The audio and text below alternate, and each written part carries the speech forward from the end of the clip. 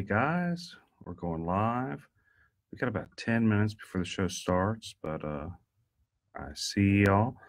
It's gonna be an exciting show today. If you guys want to, message me, make comments, I'm happy to respond. I'm just setting up my computer now, but we're gonna go live on AM 940 in a little bit. 950. No, excuse me, AM 950. I'm already getting in trouble. Producer Shan's gonna hit me. So I'm already getting in trouble. Oh, I'm getting phone calls too. Hey, Randall. Hey, I'm on my way. What time does the show start? 1:30? No, the show starts at 1 o'clock, and you can tune in on AM 950. All right, well, I'm already in my car. Cool. Private, so, I'll I'll be there. And that's great. Just go to the studio then. Take 2200 West Loop South.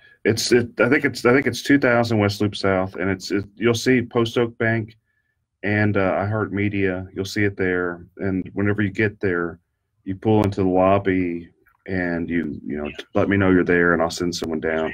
Chris will go down to pick you up. Okay, brother. And I was supposed to get a text or something? It should have given you an auto text. That's what I'm kind of confused about. So I'm gonna kind of look. I'm gonna look at that. I did not receive it. Maybe due to my hectic lifestyle, I hit the wrong button, but I did not receive it. I'm coming there. I'll see you shortly. As long as you're here before 1, what the show ends at. Excuse me, the show ends at 2. So No, today it's 1:45. oh, the show ends. Excuse me. I'm already on the 610 loop. Cool. I'll see you shortly. All right, thanks. Bye. You're right. It is 1:45. It's a 45-minute show. Yeah. He's already on his way. He'll be here shortly. He's not that far away. Okay. Hey, everybody.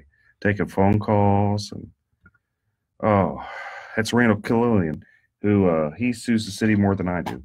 He's going to be our guest.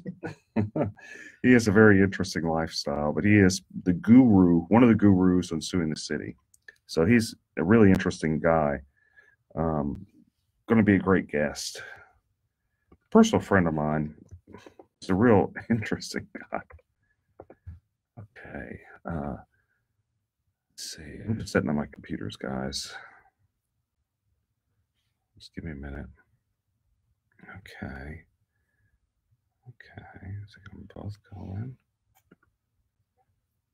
So today should be a lot of caller feedback. Like a lot of. If we had What's a good phone number? Well, what's the number? 713. Oh yeah. 212. 212 5950. 5950. That is if anyone of you want to call and type and talk at once.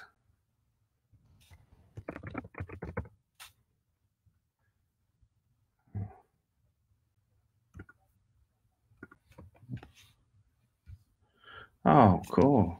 Looks like Brian, even Brian Swern's zooming in, coming in, streaming in. Oh man, it's been a long week. It's been a long, bloody week, folks. And if I seem out of it, it's because, oh Lord, it's just been so sad. It's so sad. Oh, sad. Okay, so now we're streaming. We should be streaming on Instagram, YouTube, Twitter, Twitch, StreamMe, Vaughn, Mixer, VK. Let's put it also on my.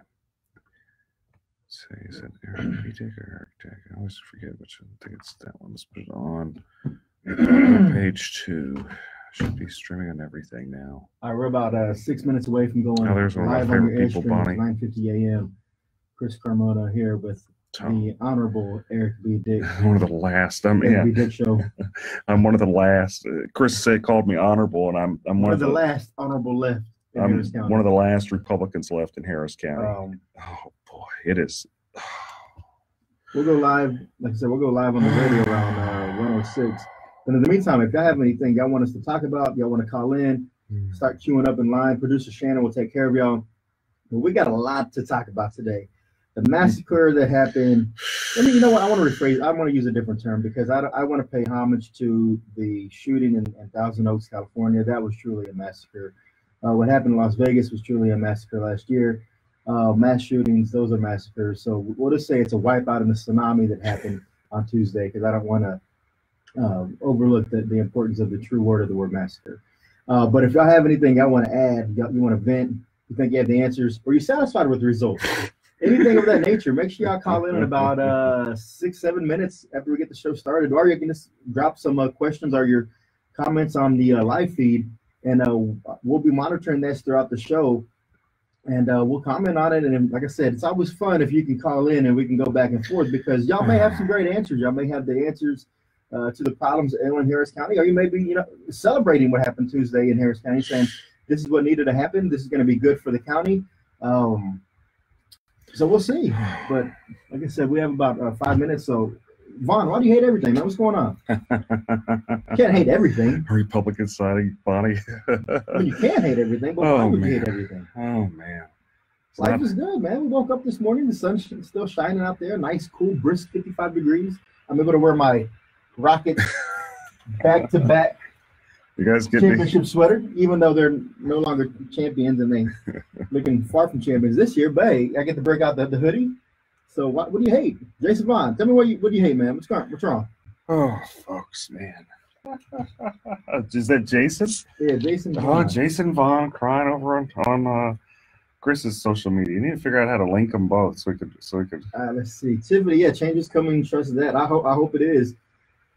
But from my side, it could be gloating, but we'll see how the shareholders play out. That's true. And see, that's the thing. I mean, people like Robert Glazer, they don't really ever gloat. They're humble in their victories, and they're realists and optimists about things that can actually happen going forward with this county in different departments. So we appreciate the objectiveness of that.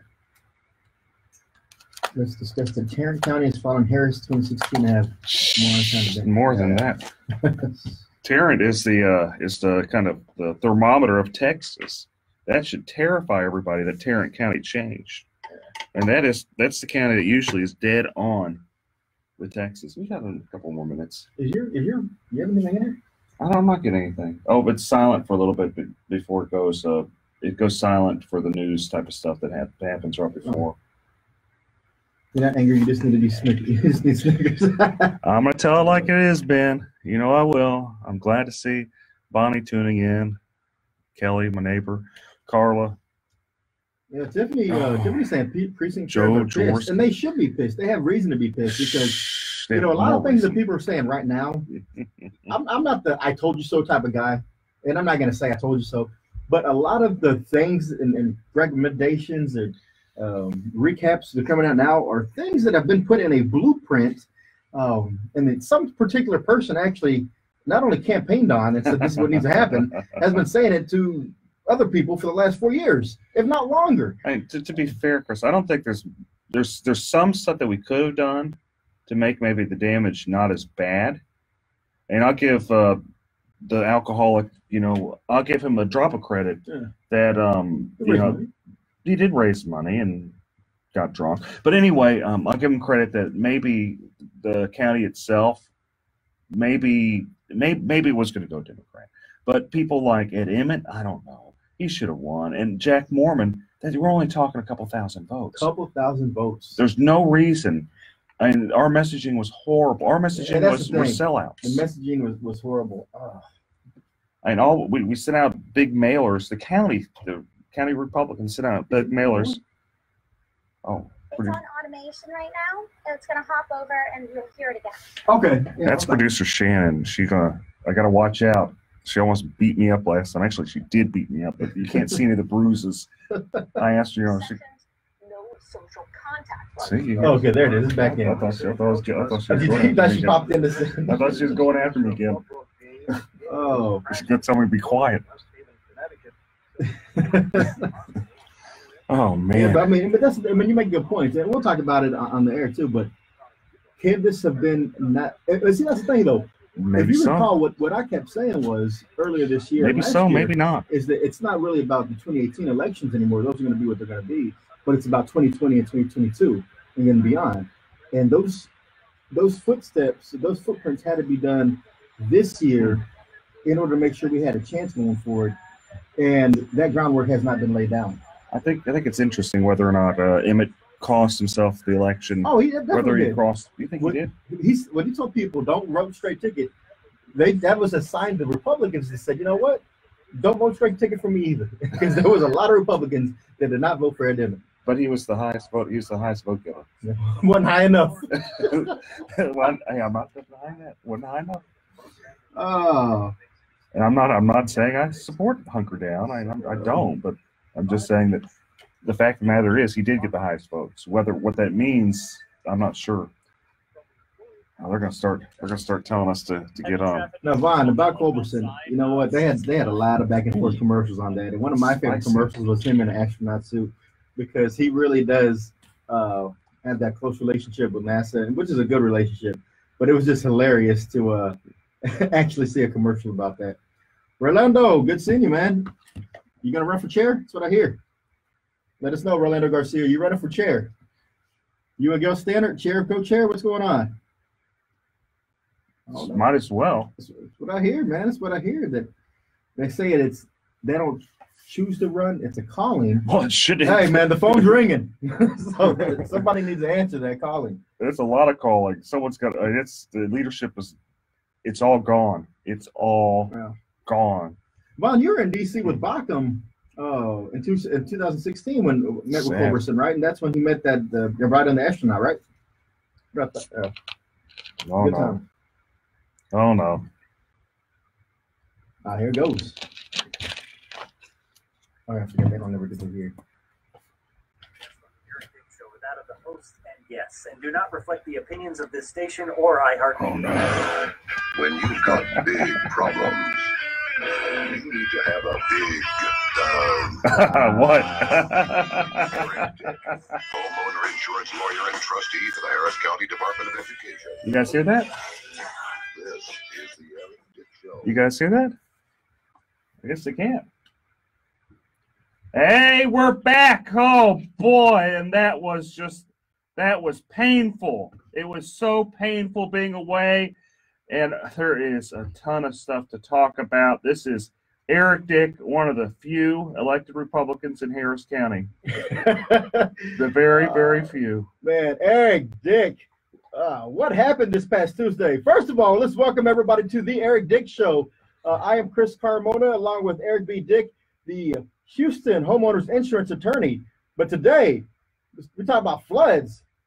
Harris County got flooded with Democrats on Tuesday. What happened? A lot of things happened.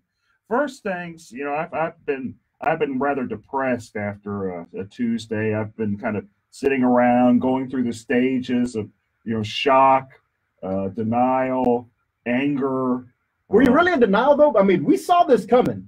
I mean, you can't really be in that much denial because we've been sounding some alarms for a few years now. I was in denial about Jack Mormon. Jack ran a really, really good campaign, and I was in denial that he lost. And that guy he's just a class act, a really nice guy, campaigning how you're supposed to campaign, and reflected on how close that race is. But I've been in denial that he lost. Just denial. Now, does that open up a window, him losing, does that open up a window for him to run in State Senate District 6 now that Sylvia Garcia has stepped down, become now the Congresswoman-elect, and there'll be a special election on December 11th to fill that seat? Can Jack Mormon beat Carol Alvarado in State Senate District 6? He probably could. That's fascinating.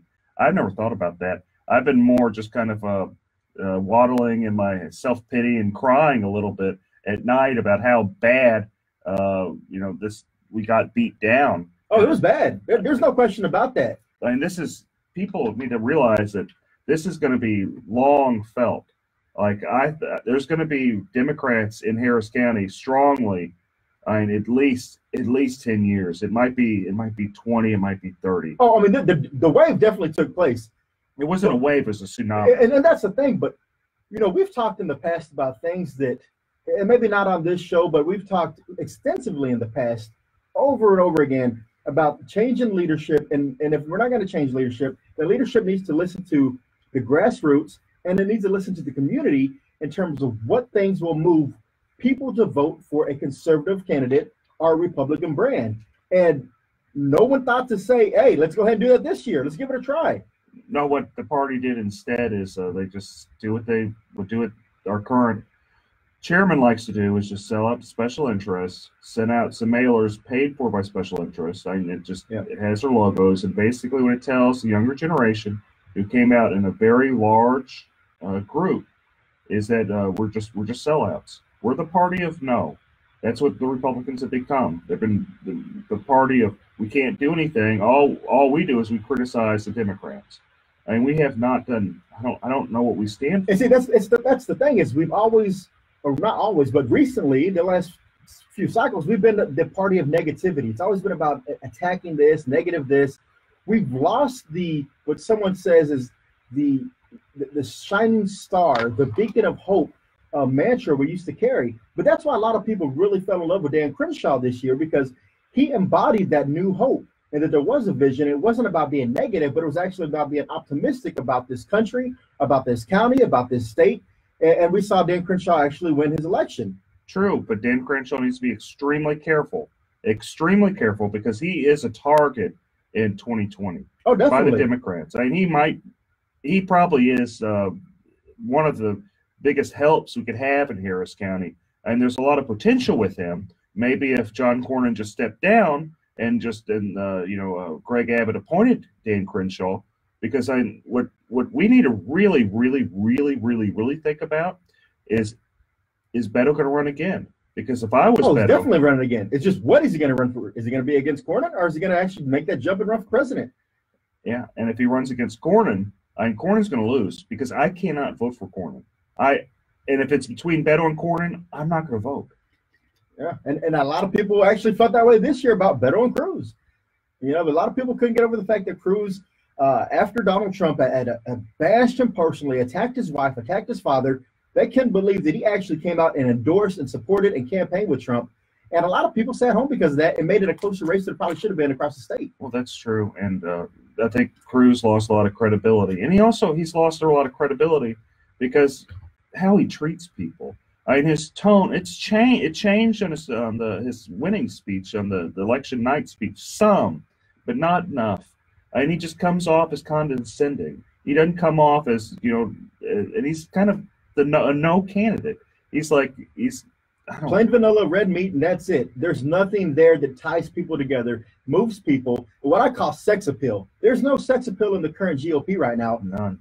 Dan Crenshaw had some. He had a little bit of sex appeal. I mean, but other than him, there's really nothing out there. Because again, no one wants to see continuous and constant negativity about why we hate someone else. And I use the word hate because that's what we've been trained, our brainwash to do, is hate people instead of embracing where we are in our community, where we are in our state and our country, embracing diversity and moving forward with principles that actually pull people together and show what the Republican brand is about. I think if everybody needs to go back and check out Jack Kemp and what he stood for, I think we'd be in a better situation going forward as a Republican brand. I agree. I think there's a lot of things that can be done. One of it is just changing our local leadership, because as Bonnie Lugo is saying, she doesn't know where he's at. And I know some people asked him just to resign because it could not be any worse. And that's like, should they have to ask him to resign? No. I mean, if you lose 2 cycles in a row that bad, would you not 12 noon the next day step down? I agree. We got a caller, Steve. Oh, bring him in. Producer Shannon, you know how to do this? Because, I'm just a single-minded lawyer. He's gone. Steve's gone. Oh, okay, Steve, call back because, Steve, if you're there, call back. We don't know what we're doing here. We're just lawyers. We know how to sue people, but we don't know how to mess with machines. How to add. That's true. Math can be funny sometimes, except when we're looking at the numbers for Harris County and the results. That math was easy to see. And that's like this whole thing about blaming straight ticket. Oh boy, that's so dumb. Even if we hadn't had straight ticket, there's no message that encourages people to vote Republican. How do they not understand that? Well, let's just say there is no straight ticket. Let's just say if you just look at the voting turnout and you just take out all the straight ticket voting, Republican and Democrat, we still lose. We do. But you have bloggers, you have AKA journal, supposed journalists, people who run publications, high-paid consultants. they're going to tell you that that's all they do is this. It's straight ticket, and that's the reason we lost. Steve, you there? Oh, Welcome to the Eric B. Dick Show, Steve. we're doing good, Steve. How are you doing?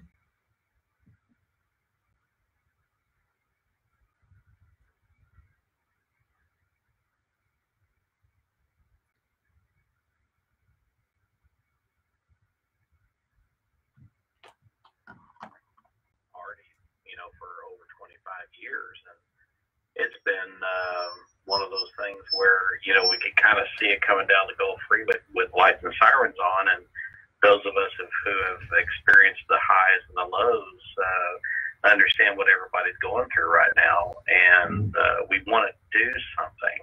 We want to create a better environment for people to get to know what Harris County Republican Party is all about. That's what I am doing. But Steve, how do we do that? What is the magic pill, and what do you see as the biggest problem in HCRP leadership right now, and why are they refusing to listen to the grassroots? Well, the only thing I can really imagine from the years that I've been doing this is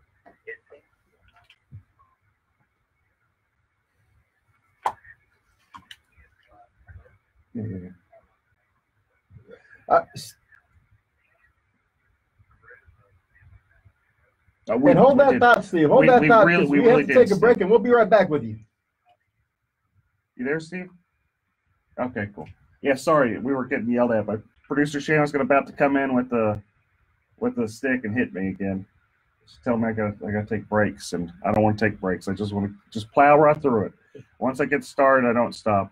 But so, what do you do, Steve? What are you into? Obviously, you know about our local judges, Sherry Dean, Farr, all of them really good, really good family law judges. Yeah, active precinct chair over in SD 11. Yeah. So you're a precinct chair over in SD 11? Oh, that's awesome. Oh, that's awesome.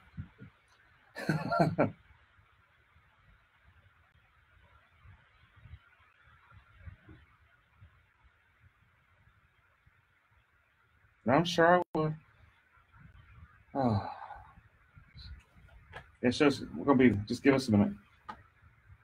I'll take your time, whenever you're.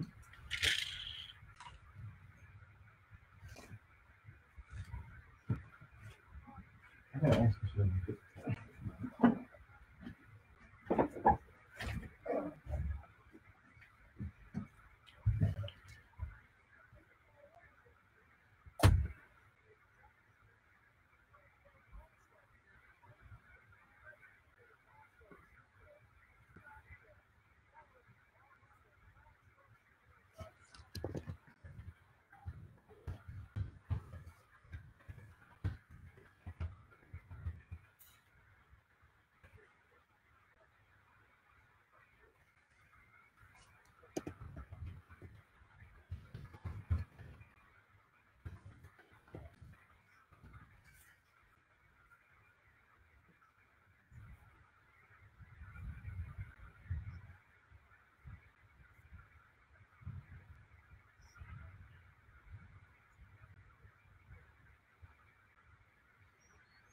Oh,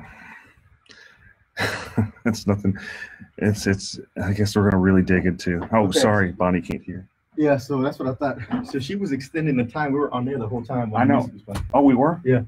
Oh, So we're trying to give us time to wrap them up. Oh, jeez, I thought we were breaking. Oh, That's what I thought. Because it didn't seem right. It seemed longer than 30 seconds. yeah. That's what I went to. She's like, yeah, I was trying to give her more time. Oh, okay. Well, then we messed that up. We'll figure it out. All right, let's see. What else we got to go? Who's all We got on here Don now? too. Don calling too. Don's calling in. Hooper's Yeah. calling in. Is that Hooper? Yeah. No, it's Don from Angleton. No, Don from Angleton. Yeah, Don from Oh. Angleton. I know Steve's still on the line. We've got to take a break. We got an extended break. We got too excited here. Let's see. Courtney. Oh man. Yvette. Oh. Build a wall around me. Why you don't build a wall around me? You need Sorry, to be Bonnie out couldn't hear. everywhere. I'm okay. I see you can't hear from the caller. The questions from the caller. I'm gonna try to adjust the studio monitor. That's what I'm gonna try to adjust so you guys can hear whenever we go back. Yeah, that's what I'm gonna try to do. Let's see. Oh. Go back on. Okay.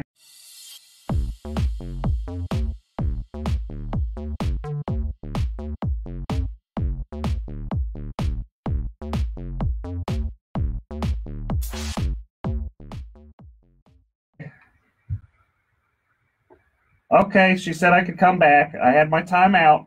You there? Are you there, Steve? Okay, so we were talking about just the tsunami that happened to once just a vibrant Republican Party in Harris County. I mean, it was just, and we had some amazing judges, some of the best of the best. And I'm thinking about people like Sherry Dean. It was just one of the sweetest women out there that would just do everything she could to help people. And then, you know, and we had some really, really bad judges too. I'm not going to deny that. But, you know, they're all gone. And what caused the great demise and destruction of the local party? What do you think, Steve? Well, I would say that most of these folks that we've known and worked with, I mean, a very, very good friend of mine, Angelina Gooden, who was appointed by Governor Abbott to that particular bench. That was a specialty position. And I think that Harris County is going to suffer because what she actually brought to the table is what the governor and some of the efforts that we needed to do to support what she did is now going to be in the hands of somebody who's never really done this before, I guess, as far as being real focused on a particular position.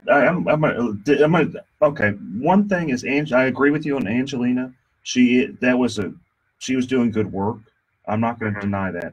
But Barb, the attorney, the person that did win that, Barbara Babs, she's not a bad person.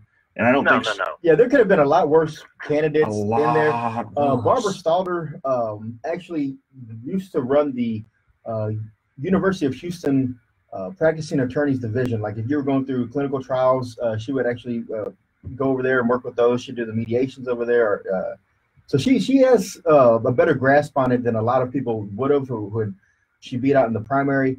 I mean, it's not going to be the same without Angelina on the bench, but at least that's one of the few benches that I can honestly say I'm not going to be too worried about. I agree with you on that. I practice in those courts, which it's a hard court and it's very sensitive type of subjects. But yeah, thank you so much, Steve, for calling in, and we really appreciate it. Thank you so much. Oh man. Now Steve makes some good points, and Steve's an insider. I guess we'd call it insider in local politics because he lives it, he breathes it, he attends all these executive committee meetings, so he understands firsthand what the actual issues are and what the party's failing to do. Now, we've been saying for at least going back to 2014 when we saw these trends, if not 2012 when we saw these trends happening, is that we have to have segmented messages by different areas of the county. We can't have a one-size-fits-all message. I mean, Dick, are we ever going to listen to that? And are we ever going to get away with the same cookie-cutter message all across the county? I don't know that we are. And we're too focused on just being the no party, being the party that just wants to break stuff, being the party that isn't really trying to unify. We're the party that says all government's bad and there's no exception, that we want to get rid of it all, even though we need certain things. We're the party of no. We're the party, we're the negative party. We're the party that says everything that Democrats do is wrong, which might not, I'm not saying that's not true, but there has to be a few things. But does Harris County work? No. That was the biggest slogan, Harris County works. How can that translate and how does that resonate with a common voter who all they know is they're going to vote today because I'm being told today's election day, or I'm here for early vote because I'm told I have to vote? What does Harris County Works mean? A lot of voters don't have a clue what Harris County Works means. And I don't think that was the message being used predominantly this year. But that's the thing, is we didn't actually have a message this year.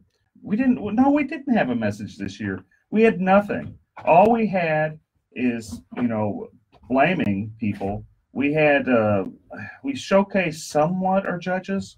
We showcased, and really all that was is a mailer that just had their pictures on it. There was a lot of infighting. I don't know, man.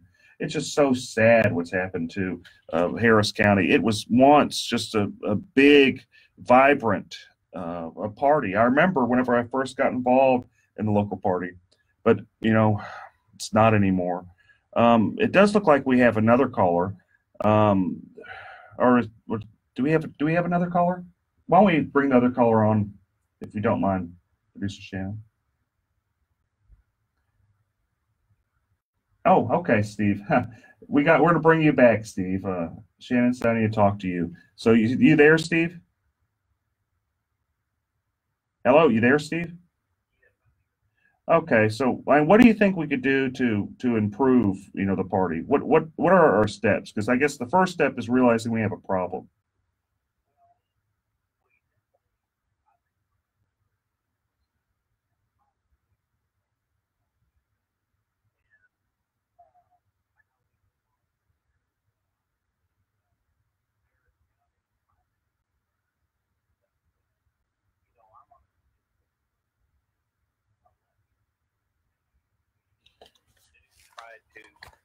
Get as many people in there running the elections in the individual precincts and get everybody trained up to work these elections. And that's one of my big issues that I work on. My concern is you know, getting out the vote. We obviously got out the vote. It's just that the Democrats were able to do a straight. We can bring him in now when you're ready. I just, you know. Ace was there. It's all smooth. We can do this. And just all day, I could tell in my precinct that it was going to be very, very close on a lot of key races, and you know, state races that we had, and obviously the national races we did okay, but Harris County just went down into the tubes, and the way we crawl ourselves back from that, I feel, is we're going to have to really get some new ideas in there. Obviously, we always talk about improving our processes and making sure that we have the confidence of the voters who are not as plugged in as we are. I turned off your mic, but I'll turn it back on when you're ready. Ensure them that the polling and the polls and the integrity, the election integrity, is something that they can feel confident in. Is when they come in and see us, they vote, they walk out of there with the confidence that they've done their job, their voice will be heard. Steve, you talked about voter integrity, and I want to touch. And we appreciate your call, Steve. We do got another Oh, call. we have another caller, Steve. We do have another call. But We really appreciate your call. Thank you, Steve. Philip, how are you? What's going on, Mr. Eric Dick and Mr. Chris Cremona? Oh, that sounds like Philip Paul Bryant. This is Philip Paul Bryant speaking. Phil Paul's Barbecue, Phil Paul's Bookstore, Phil Paul, what else you got going on? Man, I heard you guys talking about the elections on this past week, and I definitely wanted to call in and give my 2 cents. I do agree with some of the callers, but I think the Republicans in Harris County should have maybe anticipated this by voting for Hillary Clinton this past 2016. Well, and then they would have had a reason for other Republicans to get out to vote. I think what Philip's referring to is the how 2016 there's a Hillary Clinton won Harris County, and if you compare that to what Beto and Ted Cruz did, I mean, I was thinking that, you know, Ted Cruz would maybe, you know, get at the high end be 15% like loss, but it was like near 17. He did worse than Donald Trump did in Harris County. Well, also you just got to give people a reason. People, unfortunately, I think you'll be able to hear yourself better if you do. Really like the person that they're voting for, and we saw this during the 2016 election. People are motivated because they're pissed off and they're upset. That motivates people to vote. And so had we had Hillary Clinton in the White House right now, I guarantee you Republicans would have won Harris County hands down. Philip, don't say words like that. We had to dump it. Okay, so anyway, thanks for the call, man. You always bring an insightful position and perspective into the elections, and hopefully we'll hear more about Phil Paul's consulting in the future. And the Kojic Pack. And thanks, Philip. Have a great day. So we got a really good guest that came in while we were doing a lot of things, and You there? And- there, and- Philip. Okay. And if y'all need to stay tuned, because if y'all know Eric Dick, y'all know he loves to sue people in the city of Houston. But if there's someone who likes to sue him even more, that's the guest we have today. And as soon as we come back from this break, we'll introduce y'all to this mystery man. Thank y'all. All right. Okay, wait.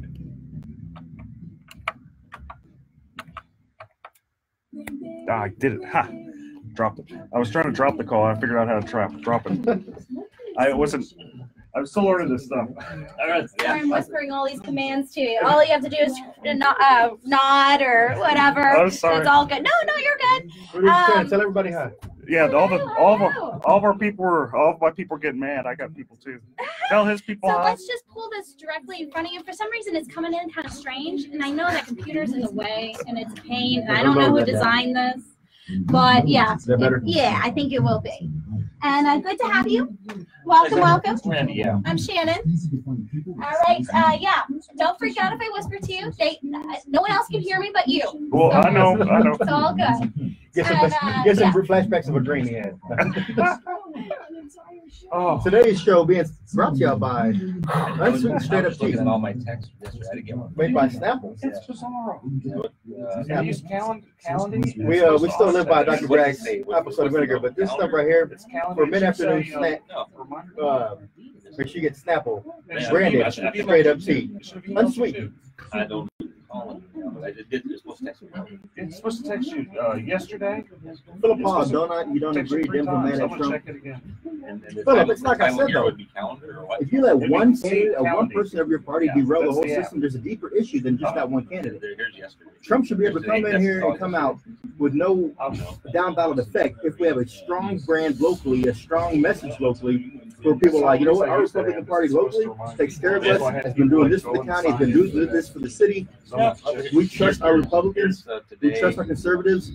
One crazy person, one foul mouth person, it doesn't matter whether it's Trump or anybody else in any party, should So we not got have that we effect. got So a good many people blaming watching. Trump is just lazy and weak as an Oh, y'all excuse, can't hear. because No, there's a y'all deeper can't hear problem Shannon. and a That's deeper okay if y'all can hear issue Shannon. about branding and messaging and how we connect with So the we got community. a good feed. He's Oh, got a that's good good. feed. I got a good feed. Oh, Oh, hey, and we're back. oh, we're back.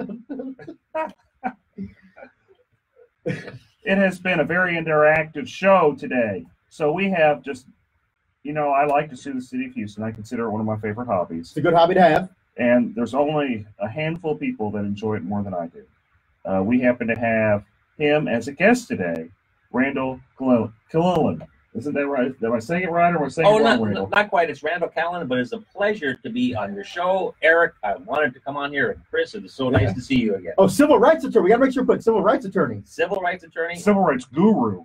More than he knows this stuff. I mean, all the big cases you see on the news, that's Randall. All right. What's And I owe you $20 for saying that on the radio. Thank you very much. so Randall? What's the He last was just case joking you- for the payola rules.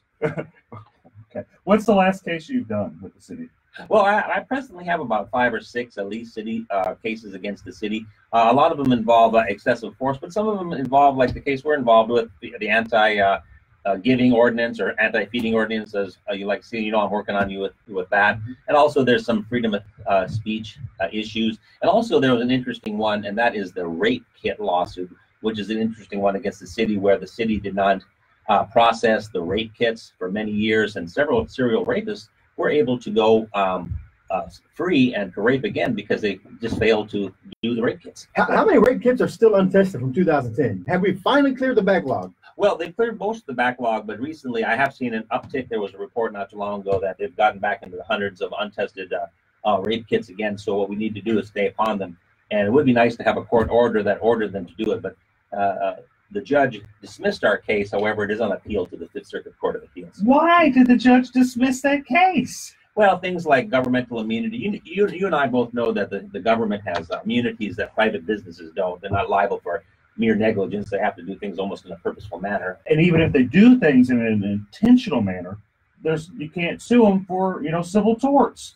You can't sue them for battery. So if they intentionally, let's just say the police decide that they just want to beat you up, just because they feel like it, you cannot sue the city for it. You can sue the police officer for assault and battery, but you can't sue the city for it. Well, you can sue for it. You just may not be able to recover. You remember, you can sue the Pope for bastardom, but it doesn't mean you're going to recover. That's right. So if you guys wonder why I jump up and down and cry that tort reform is just a bad thing, because it really is. Because you have the fact that government can do these things to you and have no recourse. It's all about being responsible for your actions. And I don't see how the city is being responsible for its actions whenever it just refuses to test these rape kits. All these bad things happen. Yeah, well, I mean, when you have the rape kits, I mean, you have twofold. You have a rape victim who doesn't have any certainty of whether or not that the accuser is still on the loose or they're in jail. That's right. And for the accused, if they're innocent, you're being held most likely without bond, because we have a bond issue in Harris County until this is cleared up, until the rape kit comes back. So you have an injustice being done continuously until these kits are tested. That is correct. And that went on for quite some time. And there was at least three known serial rapists who were allowed to proliferate, who, if they merely would have tested an earlier rape kit, they would have not raped more people in the future, because they had that person's DNA in the CODIS system, as it's called. So they merely had to test it, check the CODIS, and it would have matched, and they could have caught the individual much earlier than at all possible. That's insane. That is, oh, wow. So what you're telling me is that 3 people, or people would not have been victimized had the city just done its job? Yes, that is correct. Serial rapists were allowed to proliferate because of this. Oh, boy. Now, does this fall, because this is a question we get a lot, and I think we've kind of kicked it around before when this whole central crime lab was being thought of, does this fall on the county or does it fall on the city? Well, this is the city, because the city was actually doing the testing. This is the Houston Police Department, not the county. So even today, it's the city who basically controls the new crime lab, and they're the ones who have to. There is some sort of independence. However, the city basically still runs it and can control it. I'm just so shocked that the city had an opportunity where someone, couldn't be something they could have avoided someone being raped, and they didn't take that opportunity. They decided, we don't care. It's too expensive. And that's going back. That's not just with Mayor Turner's issue. That's going back to Denise Parker's issue as well. Very much Denise Parker, which was one of the worst mayors in the city of Houston. And I'm not saying Sylvester Turner is not a horrible mayor. People might have different opinions, but oh my goodness, that's just so ludicrous. Elections matter, Eric. Elections matter. So, what other cases? Because you do such fascinating work, Randall. What other cases you got? Yeah, I got a ton of cases. Not too long ago, I settled an interesting case where a Texas City police officer was caught on video stealing money off a dying man who had a heart attack on the side of the road, and we settled that case. No, that's you mean police officers actually do those types of things? This was a Texas City police officer. That's correct. And the officers we entrust with our lives on a daily basis. Those very same ones, Chris. No, I don't believe it, Randall. I don't believe it was a dead man. They just took the dead man's wallet. He was either dead or dying. He had the money in his front wallet and in his front pocket. It was actually Christmas money, because it was a week before Christmas 2 years ago, and he likes to buy. He had carried cash with him, and he had gotten the cash to buy Christmas presents. So what was it? Was like $5,000-6,000? Yeah, it was about $3,000 or so $1,000. $3,000. Yeah, he was buying Christmas presents with it. And did he have a family? Yes, he did. He had a family, and he had just left his son, who was a lawyer in Texas City, and his wife at the son's office, and he was traveling from Texas City back to his home in Galveston when he had an episode on the side of the road, and unfortunately, eventually passed away. Oh, that's sad. That's sad. You got any?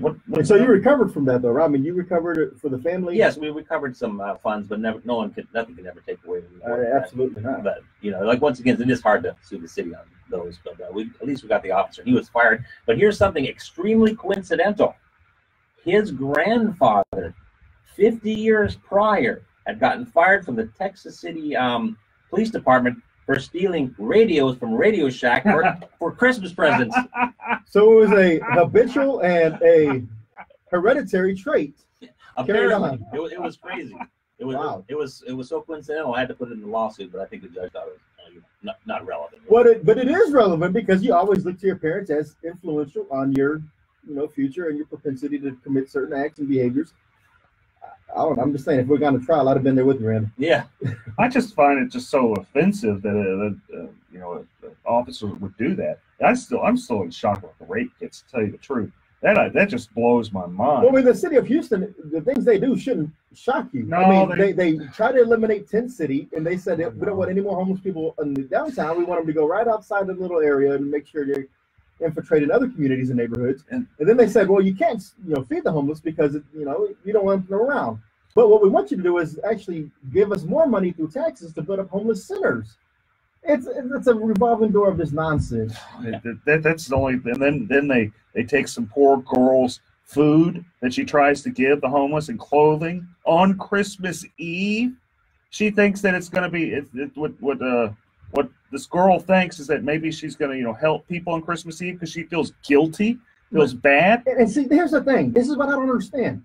Randall, you're admittedly a liberal, right? Yes, that's correct. And why doesn't the Harris County Republican leadership harness these issues and market those as to why we need to be a superior party on morals and values and community wholesomeness when running campaigns? It just doesn't make sense, because there's a lot of liberal people who would be offended that the city of Houston actually does these types of actions. Would you not agree? Yeah, that is correct. Most of them would be highly incensed. And by the way, I was listening to the radio shows I was coming here, and Chris mentioned something about hate.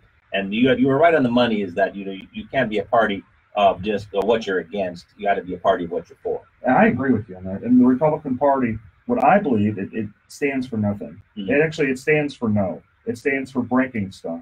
It stands for refusing to do so. And then whenever we see just such big losses, we see all the young people be Democrats because the Democrats have a positive message and we have no message.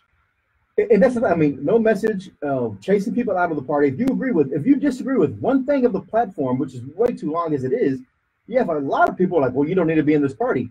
The GOP stands for get out of my party now. It's just ridiculous. You can't have that type of mindset and still hope to be a relevant faction in politics going forward past 2020 and beyond. So what do you think about the wave that happened in Harris County, that it's turned blue?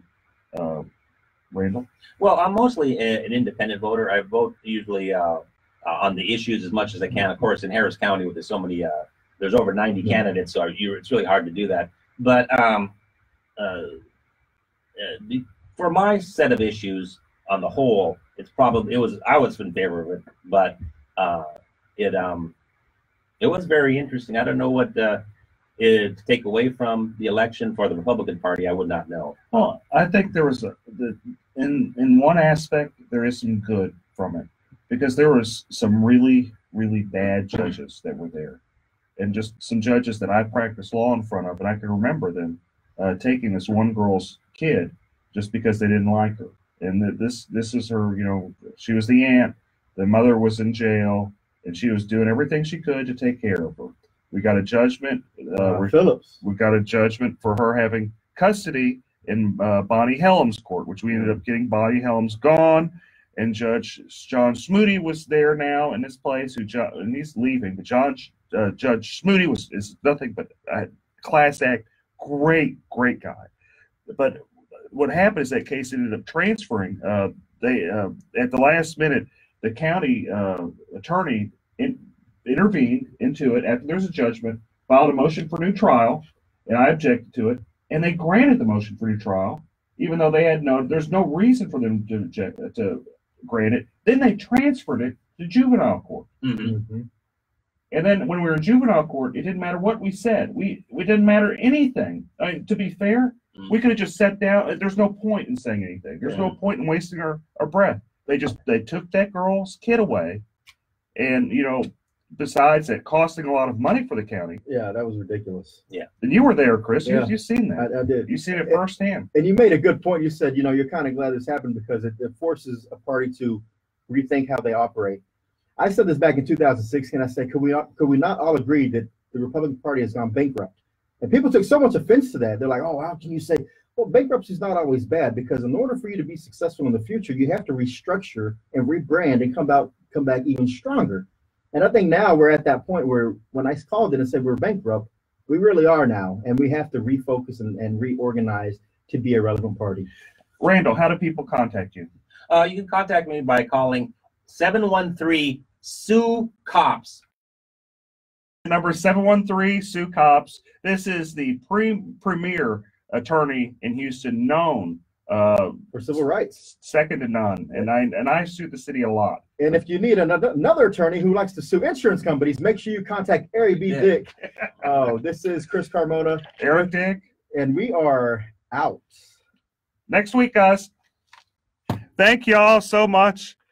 This is Randall. He's the guru, the absolute guru. Yeah, only a 45-minute show today. Of suing the city. Again, they have another, I think, U of H game or UT game.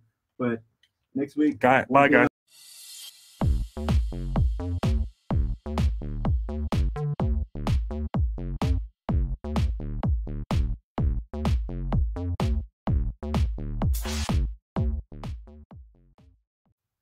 I'll be down in a second, okay? Okay, so we're live on Facebook. I'll be back in a minute or two. Should be live on Twitter. I'm gonna run down and get the guests. So we're live on Twitter? We are. We're live on everything. Okay. I'll be back, folks. This most important thing here.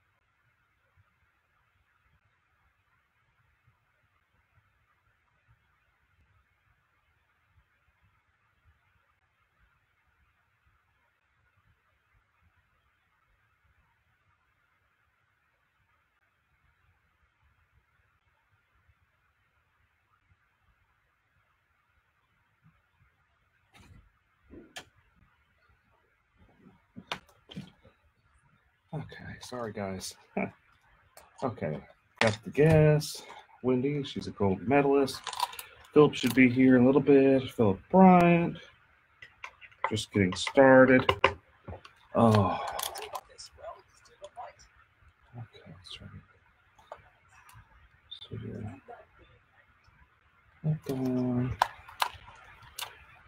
Okay. Okay. So, Philip.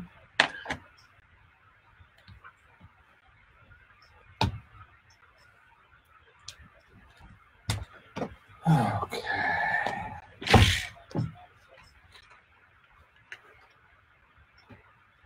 Phone. Time. Oh, guys, you gotta check this stuff out. Where's it going?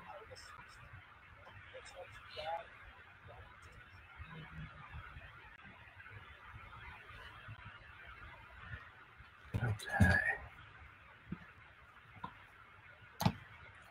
Itchy beard. Oh.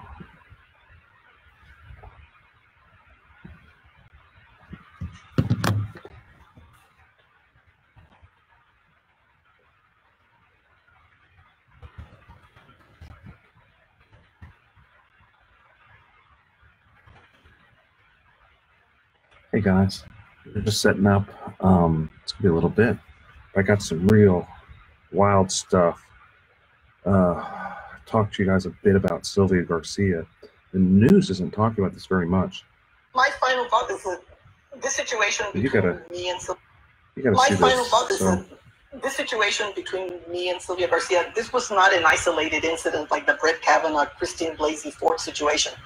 Mine was in the workplace and outside the workplace. She just continued, any little opportunity she had, and this was a pattern of events. It was a series of events, and they're all documented. And again, my grievance is still open. wild. I gotta grab the other guest. I'll be right back, folks. Hey, Phil, you here? Okay.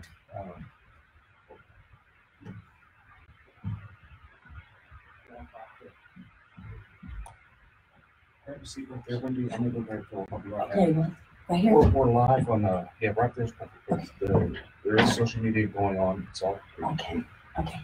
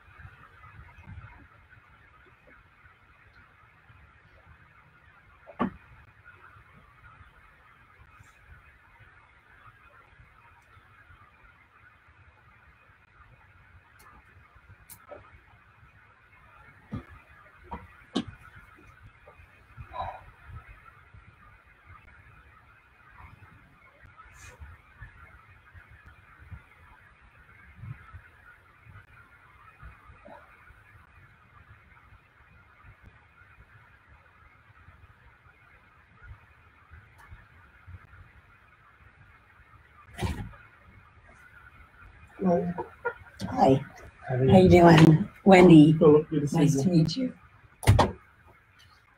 Taking over Eric's spot. Okay.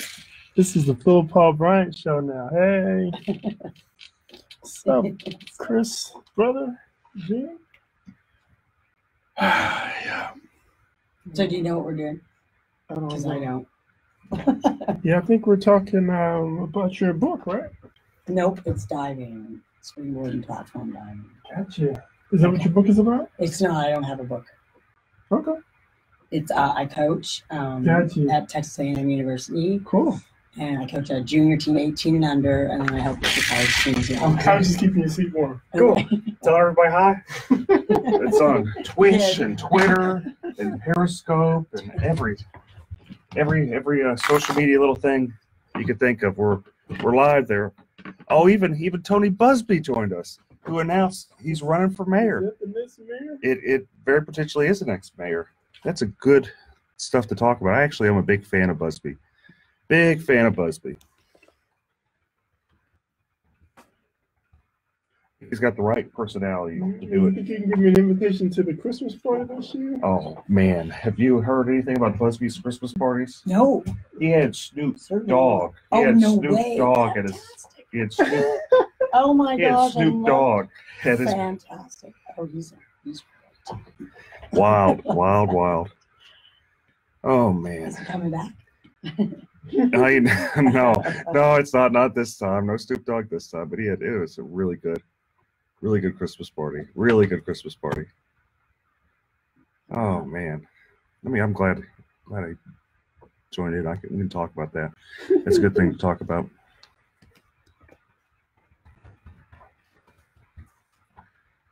Okay.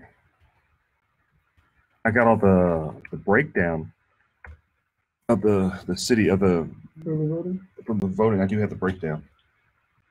Got that a little bit. And I got this video about Sylvia Garcia's, the woman that says Sylvia Garcia sexually molested her. Very fascinating. Have you seen this, Philip? My final thought is that this situation between me and Sylvia Garcia, this was not an isolated incident like the Brett Kavanaugh, Christine Blasey Ford situation. Mine was in the workplace and outside the workplace. So she just continued. She's saying Sylvia Garcia sexually assaulted her. And this was a pattern of events. It was a series of events, and they're all documented. And again, my grievance is still open, and Sylvia Garcia still has not responded to sexual harassment. The sexual harassment that I wrote back on July 29th, September 30th, whenever the grievances were filed, of 96. So the thing is with these allegations, they're pretty wild. Okay. So we'll go more into it on the show. They're very wild. It's saying that that basically what Sylvia Garcia did is while she was a municipal judge, she had a clerk. That woman there was working for her. This is like 30 years ago, and she went in and was asking her, "You want to see the rash on my leg?" The woman's like, "No, I don't really want to see the rash on your leg. I'm okay. I'm okay. I don't. I'm not a doctor. I'm not a doctor. Appreciate it. Yeah, I understand. Thanks for no thanks. Yeah, thanks but no thanks. But then, lo and behold, she proceeds to take off her pants. And, that's crazy, and nothing's happened about it. And that woman's just really upset. She's made complaints. She did. That's right. Democratic system, man. Second opinion. So how's your bookstore going, Philip? It's going okay, man. It's going okay. You know, cheap book, lots of variety. So Saturday we put a big book speaker out and start playing music and stuff like that. Attract additional people. Got little signs we put out. Headphones. It's also a headphone volume. Yeah, I think it's going to be headphone volumes here. You can adjust it. And whenever you take it out, be sure to grab this part right here. Okay. I've lost about a dozen. I know. It's okay. It's okay. And we got our lovely engineer, our producer, Shannon. She's in another room. She'll be kind of telling us what to do as we start going live in about 6 minutes. What's your full name? Your full name? Wendy LaRue, LEREW. And it's Team A&M Diving. That's it. Yeah, it comes up diving, and another one comes up Olympics. Okay. You were in the Olympics? Yeah. Really? Yeah. Oh, a couple of times, yeah. Back in the 80s. Really? Yeah.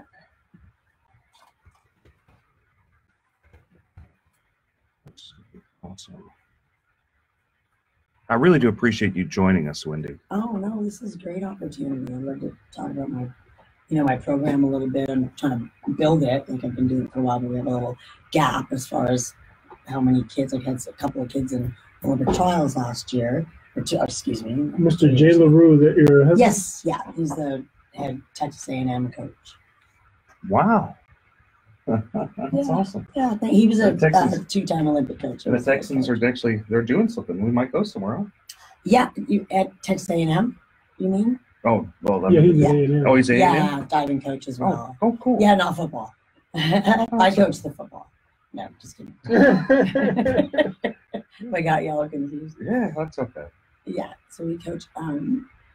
I coach for the U.S. national team as well, junior national team, and he was like a two-time coach, and he wasn't my coach, but so I was been running a program there for about 8 years at Texas A&M, and it's 18 members, so junior kids. We call that junior diving, and they're the ones that are getting ready for the Olympic trials and getting ready for college scholarships, that sort of thing. So kind of how we do this is there's going to be 4 segments. The first segment, I'm going to kind of talk a little bit and bring Philip in, and we might bring you in we're going to go over different topics of like general stuff that goes on. About the third segment is going to be when we're going to focus on you and all the stuff that you've done, and then we're going to kind of tie it in with the last segment, kind of tie in what you've done, kind of summarize what all we've done, what all we talked about. Super. It's kind of we'll start. I'll just keep my mouth shut. No. Spoken to. Yeah. That's you can feel free to chime in.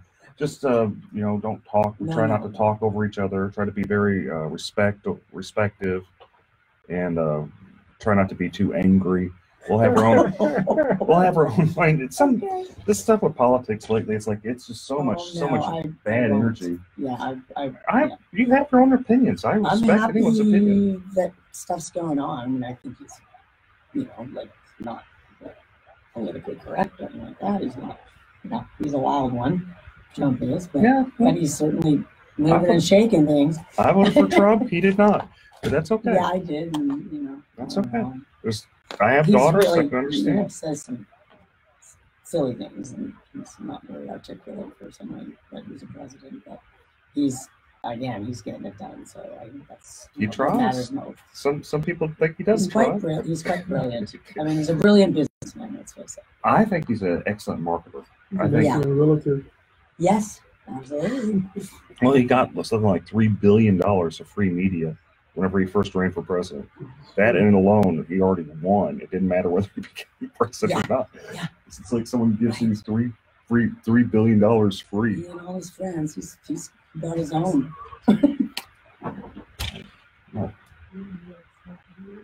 About 2 minutes? I got about 3 minutes. Okay. Yeah, I can hear you, Shane.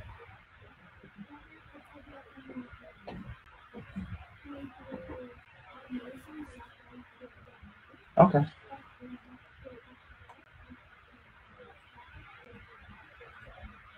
Cool. Thank you, Shannon. We're about to go. Another minute or so.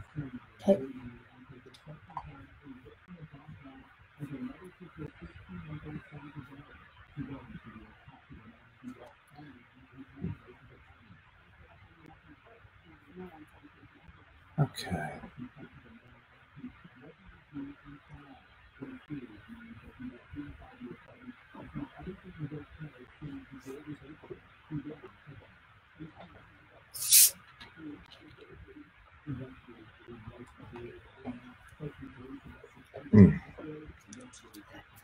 Doing the Topo Chico.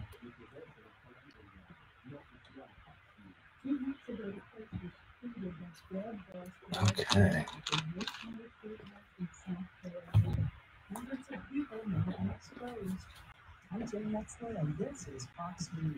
Okay, we're all going nice and strong. Reports of a new accident is reported down on the north. It's going to talk about the US Olympics. That's pretty cool. We got our Olympic champion here. Yeah, Wendy. When you put it on the Olympic show, this is King PRC 948, 950. I think this is up to 740. 740, 950. We're about to start, folks. Get ready. This is going to be a wild one. We got a lot of juicy stuff to talk about. We really do. Oh man, yikes! It's going to be a fiery hour, folks. So get ready. They're about to start. Just in a minute or so. I appreciate your comments. Oh yeah, we do have calls. Uh-oh.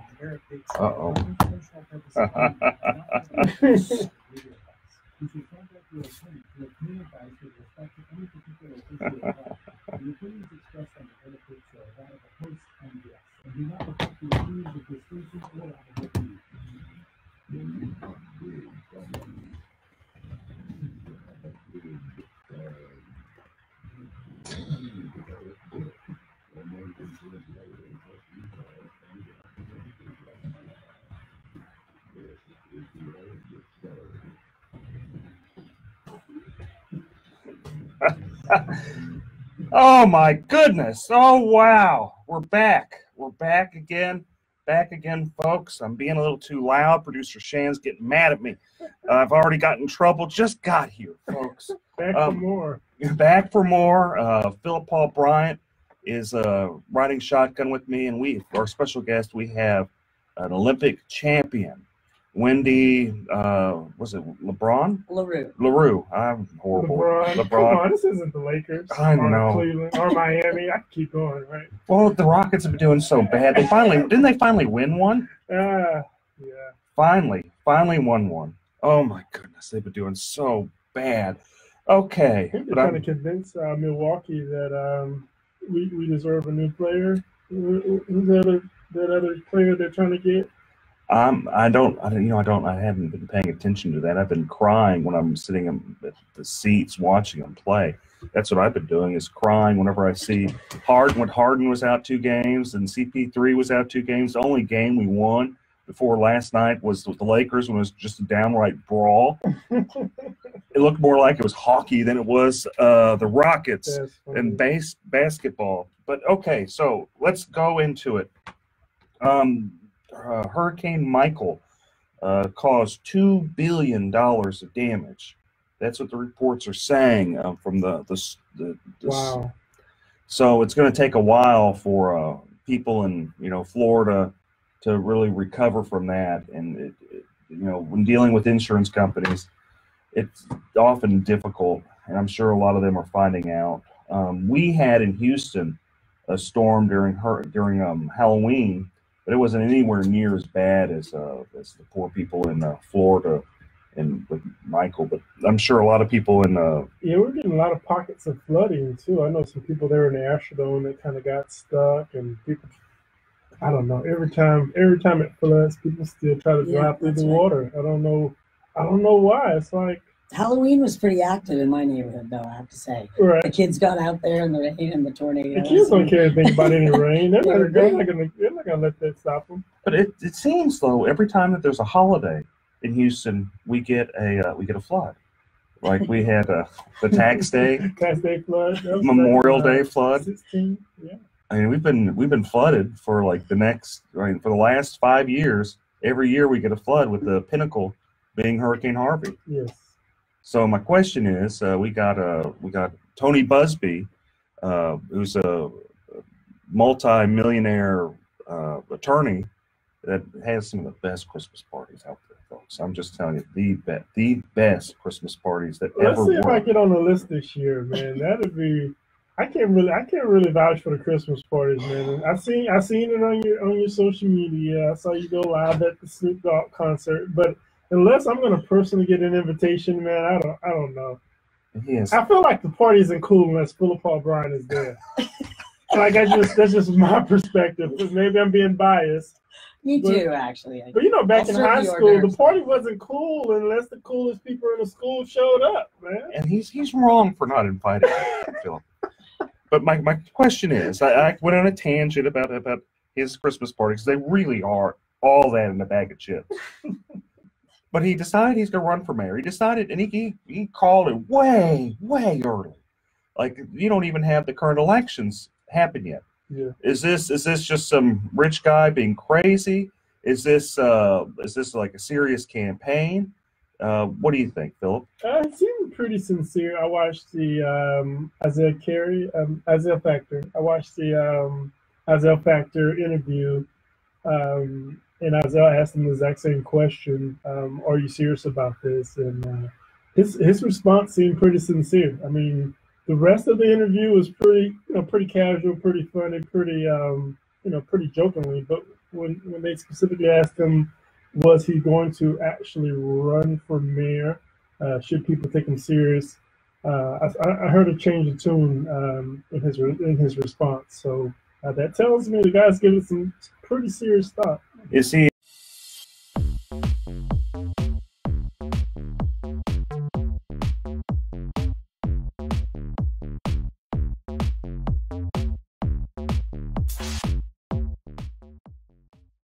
An improvement from Turner, or is he good, bad, ugly? What do we think? Well, from the perspective of just analyzing them, you're able to kind of get a track record based on Turner. You know, he's had 4 years as mayor, or 3 years as mayor as of now, 26 years as a state representative. So we can actually give him a proper report card. Whether you give him a A or D or F, you have the ability to do that based on the actual track record. So with Tony Busby, you don't necessarily have that track record. It's just kind of based on what his view is, what his vision is for the city. And so it's almost an unfair comparison as far as giving them both a report card, because one is just based on ideas, and the other you can actually say, nah, you didn't deliver on this, you didn't fix the potholes, you didn't lower the taxes, you got in a huge fight with the firefighters. I just had to throw that in there. Well, we can go into the firefighters. I had to throw that in there, right? But to answer your question, I don't necessarily. It's hard to say if it would be an improvement, because it's not necessarily a track record to run on. You know, running the business is different from running the municipal and the government entity. Well, but he makes a pitch that, look, I don't need the job. I'm not going to take the money. I'm doing this to make Houston like the top of the city that it could be. I go to all these other places. They talk about how much they love London, how much they love New York, but they don't say such fondness with Houston. And I've had enough. I'm going to change that. That's kind of that, and it's early, and you know maybe it's eccentric for him to say something like that. Who knows? But I mean, is there something to be said about that? I don't know. I mean, if he's willing to give me the $235,000 a year that he's apparently going to have some sort of voter lottery, I probably have a different perspective. I'd probably be a little bit more optimistic if I had a $235,000 in the bank account. But Let's say. Have you been okay? Have you been paying attention to this any with you? You know what? On the national level, I have. Well, we'll get back to the national level. There's a whole lot of great stuff in store for you folks. She's got to tell us how we can participate in the Olympics. Oh, we're gonna get to Wendy. Trust me. You know, we'll be I've back. been working out, man. These muscles aren't just for show. I know, Philip. A little bit for show. We'll be back, folks. We'll be back in show. a few. The gun show. They should switch the name. I like that. The gun show. There, Dick.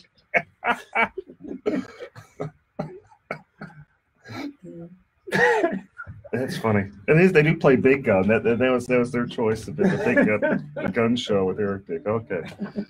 Oh boy. Yeah, it's like which way is What's the up, beach?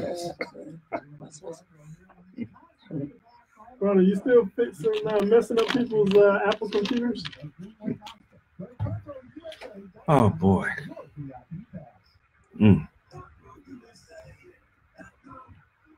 Yeah, I don't know about his response on the. I don't know about his response on the. What he's going to do with the $235,000 salary? He wasn't going to take a salary. That's kind of wild. You say you're A going to lottery. to a charity. He's going to have a lottery. Give it to some random person. Give it to the voters. That's wild. Have the lottery drawing. Everyone who voted for me gets to participate in the lottery drawing. Wait, is he still listening in over there? I don't want to mess up my chances to get to the Christmas party. This is pretty awesome, man. Coming there with my little Tupperware, man. Like, it was really it was really a good. Take Christmas mine party. to go. I don't really. Really? I'm a connoisseur of Christmas parties. It was by far the best one I've ever gone. Christmas party connoisseur? Yeah. That's good. I was He's a surprised. Yeah, I was the Kumashes surprised. have really good Christmas parties. Kumashes do have But excellent they're Christmas really, because the food goes, but they have the free bar that's all night. Oh, that's yeah. Oh, yeah. I'm not going unless they have that. Right. It's not a party unless the booze is free. Oh, they got it good. You need something really to celebrate. So you want to go into Prop P? Firefighters? Yeah, you want to go to Prop P? Yeah, let's talk about that. We can go to Prop B. I can go into the breakdown of what the local Republican Party says the votes are, and then we can kind of. I got a couple other things to talk about. We're going to talk about. What do you got? And Obama, man, coming back on tour. The Obama tour. Dadgummit, producer Shannon making me actually, I'm sitting here just playing around and she's making me go back to work. Gotta go back to work. Gotta go back to work. Dadgummit. Okay, folks, we're back. We were just talking about city politics. We're going to go back into that a little bit more. Philip was talking about the firefighters, and I'd love to talk about, you know, my dad's a retired firefighter, so I'm just exceptionally biased on Proposition B. But let's talk about Proposition B. Philip, what do you think? I'm really concerned, and I try my best. I honestly do try my best not to say anything negative about our current mayor, because he has a hard job. He signed up for it, but he does still have a hard job balancing the city and local issues. But when you pin in the firefighters against the police department, that just seems, you can't do that. You can't have people battling whether or not who's more important, who does a harder job, police or firefighters. Should they make the same amount of money? Is Houston firefighters paid lower proportionally than other counties around the state? I mean, this is crazy. Who wants to argue or who wants to vote against firefighters? I think come Tuesday, 7 o'clock, when those early vote numbers hit, by the end of the night, I think the city's going to have a serious problem when the citizens who are most likely going to stand up with the firefighters. I mean, those guys. I don't see how you can't stand up with the firefighters. I mean, those guys run into burning buildings and save babies and your family. They're just members. Everywhere. They're fearless. I mean, you lose a cat in the tree. I mean, they're showing up. Yeah. So what I say is, you know, if I'm they're not checking you out for ID. They're not asking if you got warrants. You know, they just come to help. Other than, you know, right. If you want to compare them to police officers, I mean, it's this crazy conversation to even have to have. I think the city's going to have to figure out a way to get the firefighters a raise. So it's a heads. Mayor Turner loses. Tails, you know, he loses. Well, technically, it gives him an excuse to start laying off city employees and start cutting services. But so if he does that, is he going to suffer? He's going to have to do it anyway. So the firefighters lose this battle, and you know, they lose the proposition, and he doesn't have to give the firefighters a raise, and he still has to cut city services. It's going to look bad. So in my opinion, it gives him an excuse to cut city services, which the city has to do. But if he does that, doesn't he suffer the potential repercussions that Anise Parker did, where when she started laying people off, she avoided a runoff from 2 unknown people by 800 votes. You were one of those. I was not one of the unknown people at that time. That was I know you're talking about. Fernando Herrera and Jack O'Connor. Both of them ran. Still 2 unknown people. They spent a total of maybe 80,000 total. I got you. Maybe 40,000 each, and they came striking distance. Right. From she won like 53% versus. No, she won 50.01. Okay. 001. She won by 800 votes. She avoided a runoff against people that had no funding because she became so horribly unpopular for a number of things. One of them included laying people off. So if he does lay people off, does he get around the area that he's vulnerable during this election cycle? Yeah, I mean, if city services start to fluctuate, or people don't, not pick up the trash on time, or city potholes aren't getting fixed as quickly as possible, you're going to suffer that either way it goes. But I tell you, come February, March of next year, some city parks and libraries are going to start closing. I mean, it's inevitable. Okay, and that's sad. That's sad that the city can't allocate its resources responsibly and do the things it necessarily needs to do. Instead of, every time I've ran for city office, I talked about how you got to do the basic things, do a good job at it before you start doing the ancillary things. expensive art, those type of things. Maybe you should run next year, Mr. Eric. I don't Can we know. talk about There that? you go. Are we allowed to talk about that? We aren't going to talk looking about at that. The producers. No, I already got enough. I got it. No. But what we can talk about is so early voting's done. We've got all the ballot by mail, all the early voting's done, and I've got kind of a breakdown of the numbers if people want some intel. This is an exclusive. This is an Eric Dick exclusive. We got like a theme music right there, like when you say something like that. Well, it is exclusive. This isn't exclusive. Okay, so a total of 852,200 or 106 people voted. Of that, about 36.5% had some type of Republican history. 30% had no history at all, and then 33.18, about 33% had Democrat history. So, I mean, there's one. That seems scary. Well, but let's run with this for a couple times. This is for a couple different things.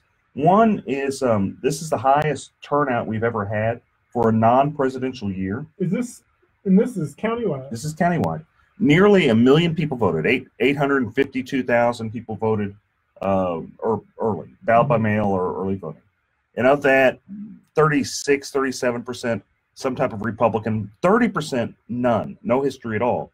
New voters, See, that's the thing. I think all of the campaigning and locally and nationwide, it's getting people going. I just don't know if Ted Cruz is out there registering people to vote, bringing out the vote. I think you've got to give a lot of that credit to possibly Beto. I do give it to Beto, and I've always said that I do not think Ted Cruz is going to win Harris County. I don't think he has the right personality to win Harris County. But he lives in Harris County. That doesn't seem fair. And his neighbors doesn't like him? I'm not commenting about that.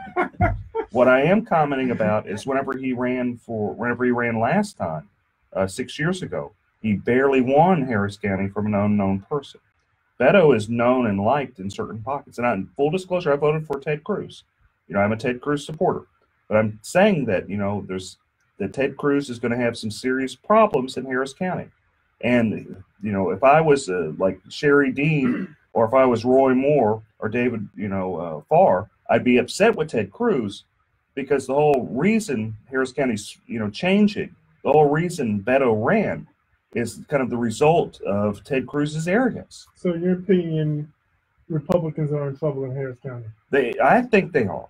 I think they could be. I think, and some of that's sad because you have some really, really good Republicans. Can we shout out some of those Republicans? You can name names like Sherry Dean. Sherry Dean, that's my people right there. Sherry's a nice judge. Dean.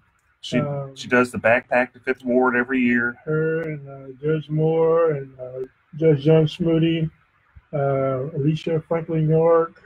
The family law judges are really good in Harris County. Prime. How are their Christmas parties? Not nearly as good as Busby's. They need to get their Christmas party game up, man. Now I think about it, that's an excellent.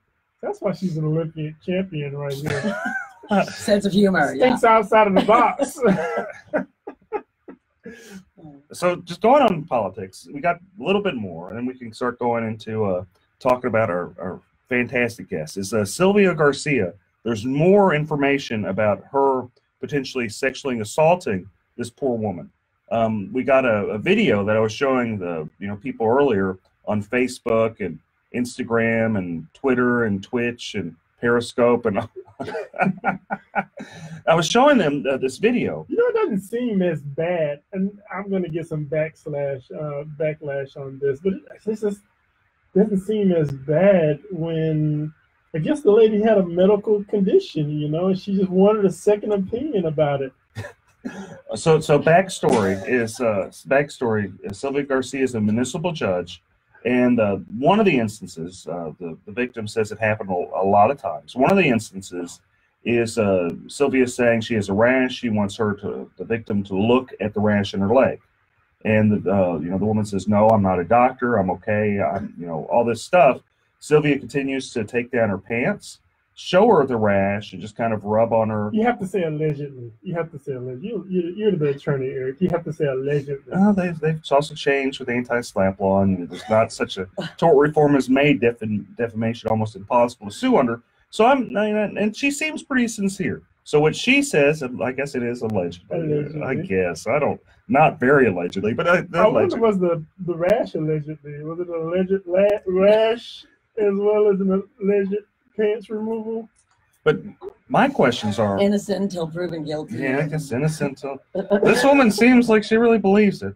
So, I mean, is it okay? Is it okay that there's no investigation, no nothing? This is someone what that's women do though. They go together in the restroom. They take restroom breaks together.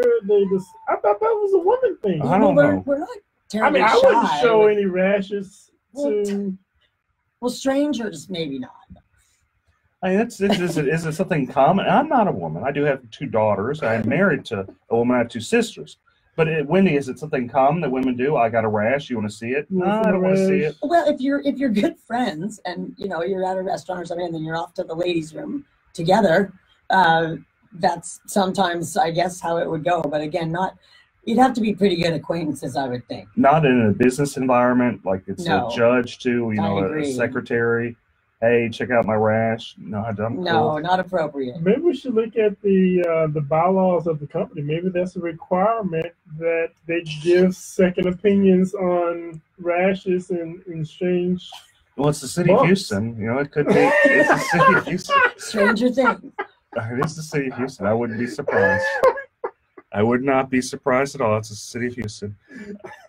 Okay, so another thing that's going on is there's Erin Swanson. She's been running for a judge. She ousted an incumbent on the Republican side. Oh my goodness! A horrible, biased, corrupt judge, Teresa Chang, who was there maybe 10 years, and she's very experienced. She spent a large amount of money trying to fend off Erin Swanson, who did actually beat her in the primary. This is a gal. She's young. She's 32. She about 5 years of experience, just barely able to run. But there's still some resentment from the corrupt judge, and she's managed to prevent Swanson from getting some of the traditionally Republican endorsements. Now, I find what's interesting is, it's more the business community. Why did they refuse to endorse, Erin Swanson, who's young, who's 32, compared to some of the other people? And I'm wondering, is this sexism? Is this just straight up these business communities? And if she was a man, would they endorse her? Because they endorsed other people that were very young. Jay Carahan, his opponent, who won, they endorsed him, and he's a young guy. He's a great guy. I'm not dissing him. Dan Simon. So Dan Simon was endorsed by some of these organizations, but not Erin Swanson. So my question is, if Erin Swanson was a man, would these organizations endorse her? What do you think? I think you have to say alleged corrupt judge. Okay, alleged corrupt judge. Yeah, I'm gonna take your legal advice. I'm sorry, alleged corrupt judge. Yes. That sounds better anyway too. He just gives it a longer name. But I don't know. I definitely think that.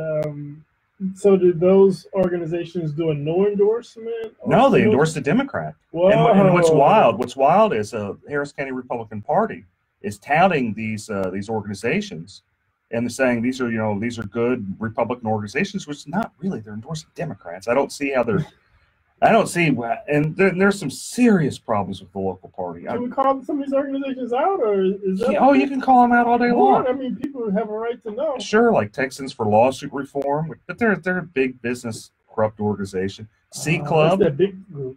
C Club. Texans for Lawsuit Reform bribes people all the time. Oh, well, they do. Alleged bribe. Alleged bribe. They give money and they ask. Okay, folks, we're gonna be back. We're taking an alleged break. Break. Shannon's gonna allegedly hit me, so we'll be back, folks.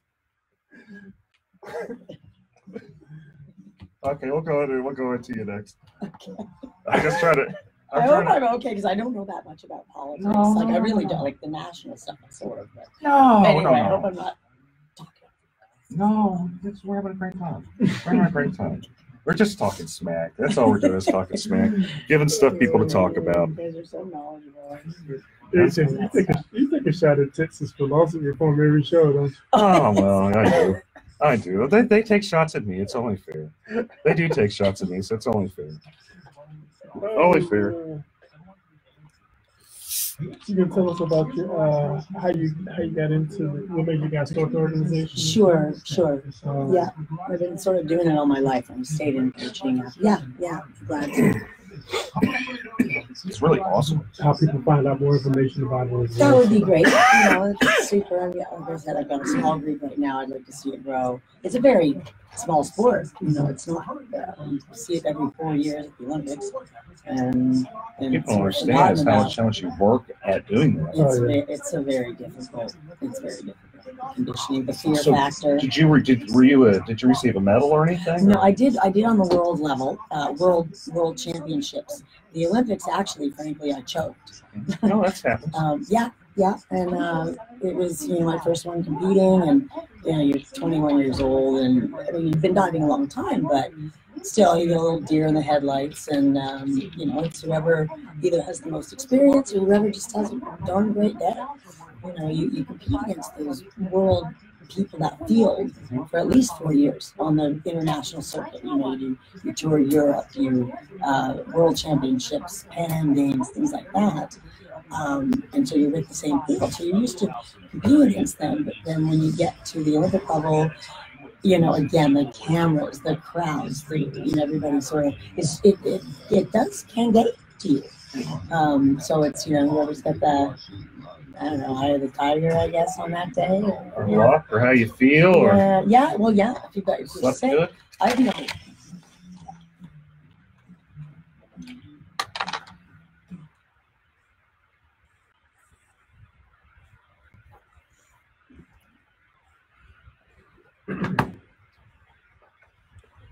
All right, we're at the third segment, the final lap around for the Eric Dick Show. We've got a great guest, Wendy. She is just a great athlete. She is a world champion? You were in the Olympics. Right. Yeah. World Championships, World Phoenix Cup, similar to the Olympic Games, but again, not the huge publicity that the Olympics get every 4 years. So, Wendy, tell me about being in the Olympics, because that just seems just so wild. It really is quite an experience. You stay in a village. You usually get there about 2 weeks before the actual games start. The opening ceremonies is just crazy. I mean, I'm sure you've seen it on TV these days, what the production that they go into, and all the athletes go in, and we watch the whole thing. And the closing ceremonies as well. So it's you stay in a village with all the other athletes. The best thing about it is, I think that you've got all of the sports there. Everybody is sort of at their peak condition and mentally, physically within their sport. And you've got that in common, no matter from where you come, no matter from what country you are. It's just peace and that beautiful thing in common. That you just sportsmanship, and you just want to do the best you can, and you're rooting for other people too. Really? So you guys aren't like making faces at each other, no, and elbowing each other when you're not hoping the other person breaks an ankle on the way. No, some of the girls do. The girls can be a little catty, The guys are cool. Pulling Tanya Harding's. Oh yeah. The old whack in the knee. Asking you to look at their rash.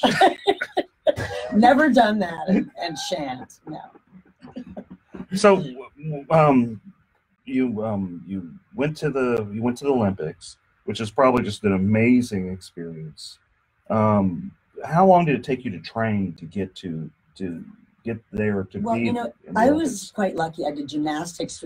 People, wonder how you find out about a sport like diving and how would you start in that. And gymnastics, cheerleading, dance, things that are sort of acrobatic. Anyway, I did gymnastics till I was 12.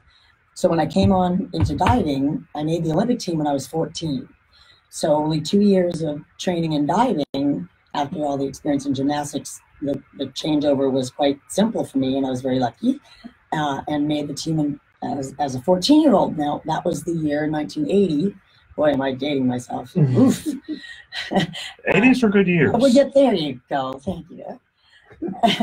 But it was the year that Jimmy Carter boycotted the Olympics. Oh. So that was the year we didn't get to go. Oh. And that was all right, you know. And my sister and I made it together. She was 13. But She was a you know, diver as well? Yes, yeah. But we had another, 4-8 years left in us to make another team. It was very difficult for a lot of the people I know and the older ones that it was their one and only Olympics. That was their shot. They made the team and they didn't get to go. So that was sort of, political faux pas, if you ask me. It's supposed to be about the peace and the sportsmanship amongst all of the countries. And it was a bad call, in my opinion, not because I'm an Olympian, but just I think in general, the whole auspice of the Olympic Games was sort of lost that year. Yeah. So how many times have you gone to the Olympics? Well, just once. I made 2 Olympic teams, but again, 1980 we didn't get to go. 84 was in LA, and I sort of choked at the trials. Oh wow! But and then made it in '88. Do you actually go to the Olympics these days, even though you're not participating? No, it depends on where it is. No, I would like to eventually go as a coach. That's my my dream. I've been coaching for probably about 25 years now, and that's my sort of next goal is to have an Olympian myself that I work with. So how hard is it to even qualify for the Olympics? It's pretty thick and deep. Again, the experience that you need to have as far as keeping it together in competition. It's not a team sport. I mean, you have to perform in a team sport, and it's a different ball of wax. But you're on show. It's just you. It's silent and it's all you. And you've got 8 tries or 10 tries with different dives that you've got to do, and very difficult ones. So. Again, as I mentioned, it's the eye of the tiger, and it's whoever, comes out on top. But it does take an extensive amount of training. Diving is not a simple thing to do. So you're training for this like every year for like so many years? Oh, yeah, like 6 to 8 hours a day. Most kids now are homeschooled. They're ones that want to really do it and want to go all the way with it. You've got other countries like the Chinese, and they just train all day long, and then in order for Americans to compete against that, you've got to put the hours in as a kid, and that's what it takes. It's very competitive as far as skill and conditioning and that sort of thing goes. So it's stuff you train for like 8, 4, so however many years before. Oh yeah, at least 10 to 15 even. Wow. It's a big commitment. Yeah, it's not necessarily for everybody, but yeah. So now you're kind of transitioning. You did that when you're younger. You're transitioning.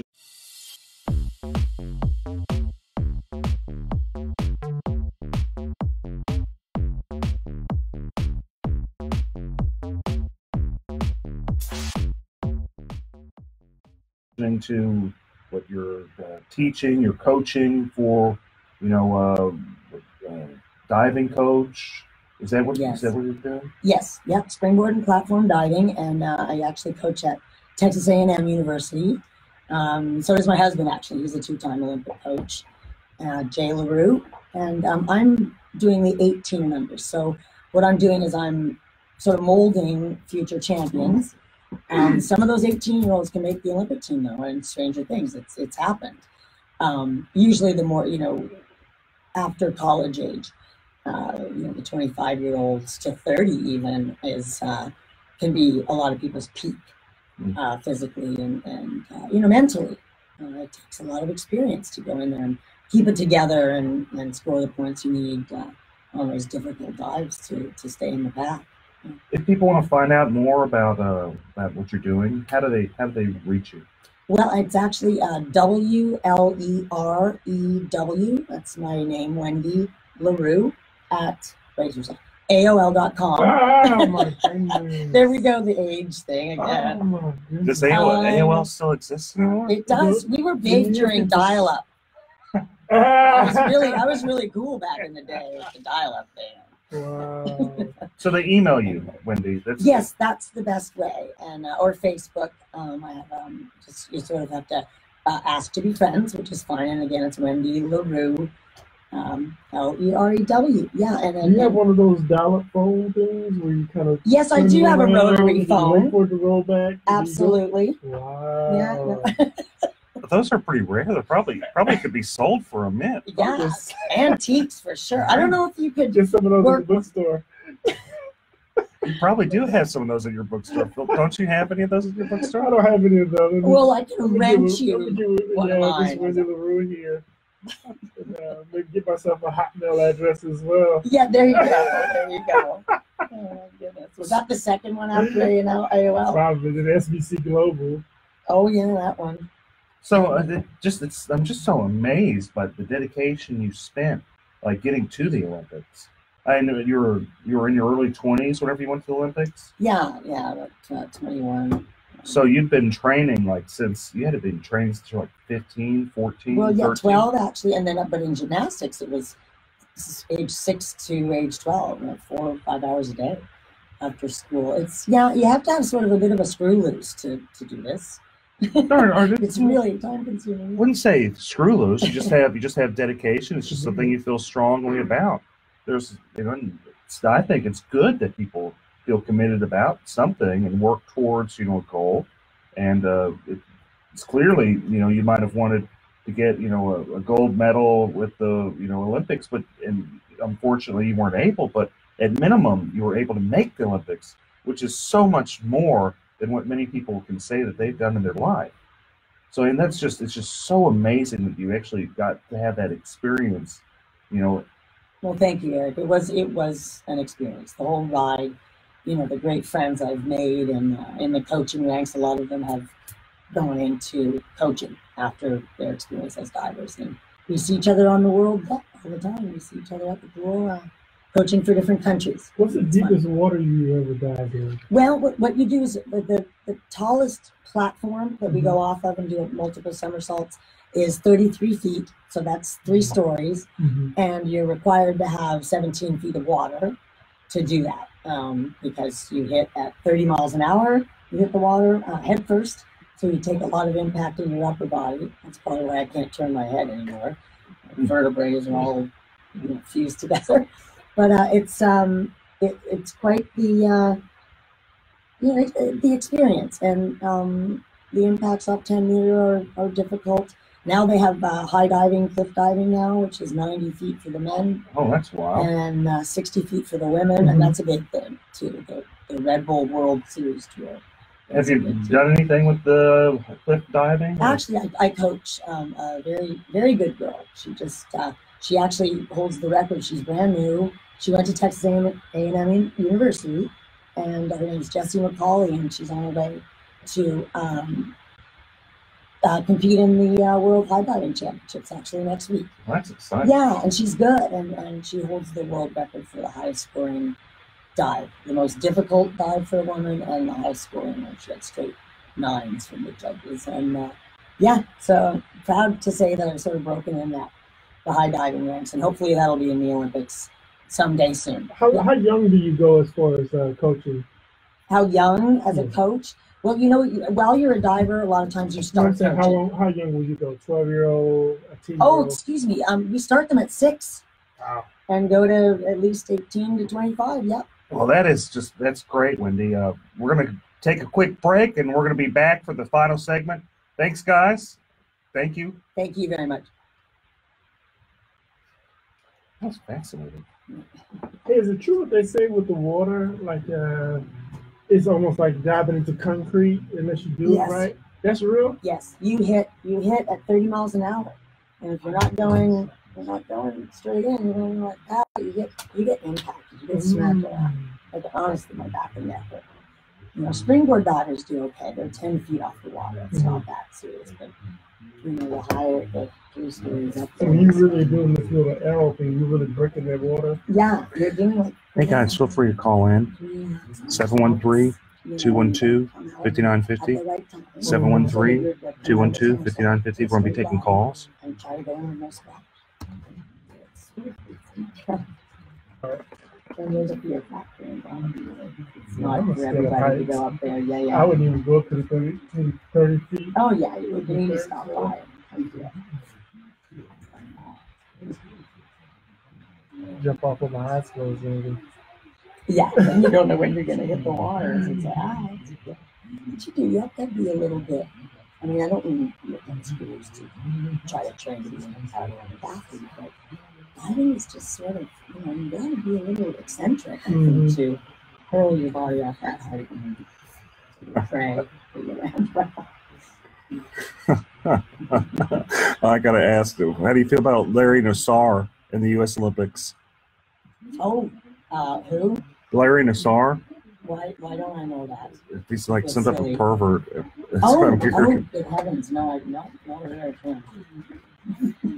What? Just good. Oh, Are you serious? He's just. Oh, that's oh. that's one Oh, of the is that comments. what It's they just a call comment. No, it's just a comment.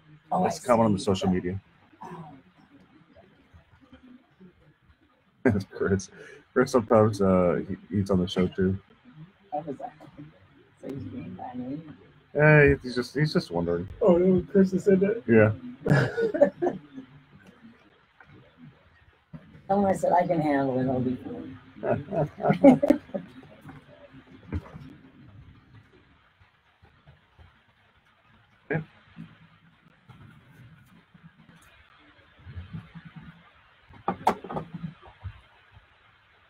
All right. Yep. We're back. We're back for the final segment of the show. We had a great show, great guest, Philip. You got anything going on with your bookstore?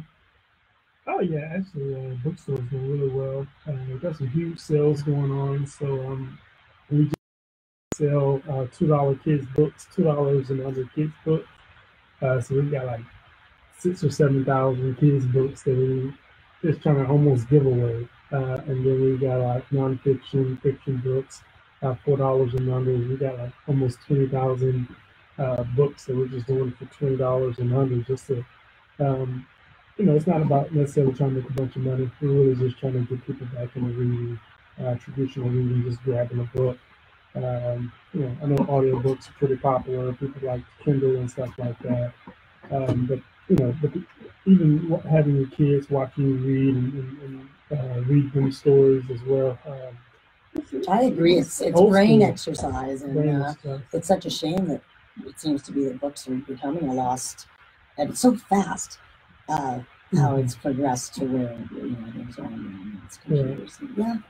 But where's your store at, Phil? We're at 3314 Lyons Avenue, so we're about a mile and a half on the outskirts of downtown or in the Fifth Ward area. And this is just like a cool little place where hang out. Got a couple chapters in there. Hopefully you don't just read the book and then put it back. Well, they're too cheap, and you might as well just take it. $2 a book. $2 a book for kids' book, $4 for regular books. Great for Christmas, goodness. Right. Yeah. Huge, got a huge religious section in there. We've got some legal books in it.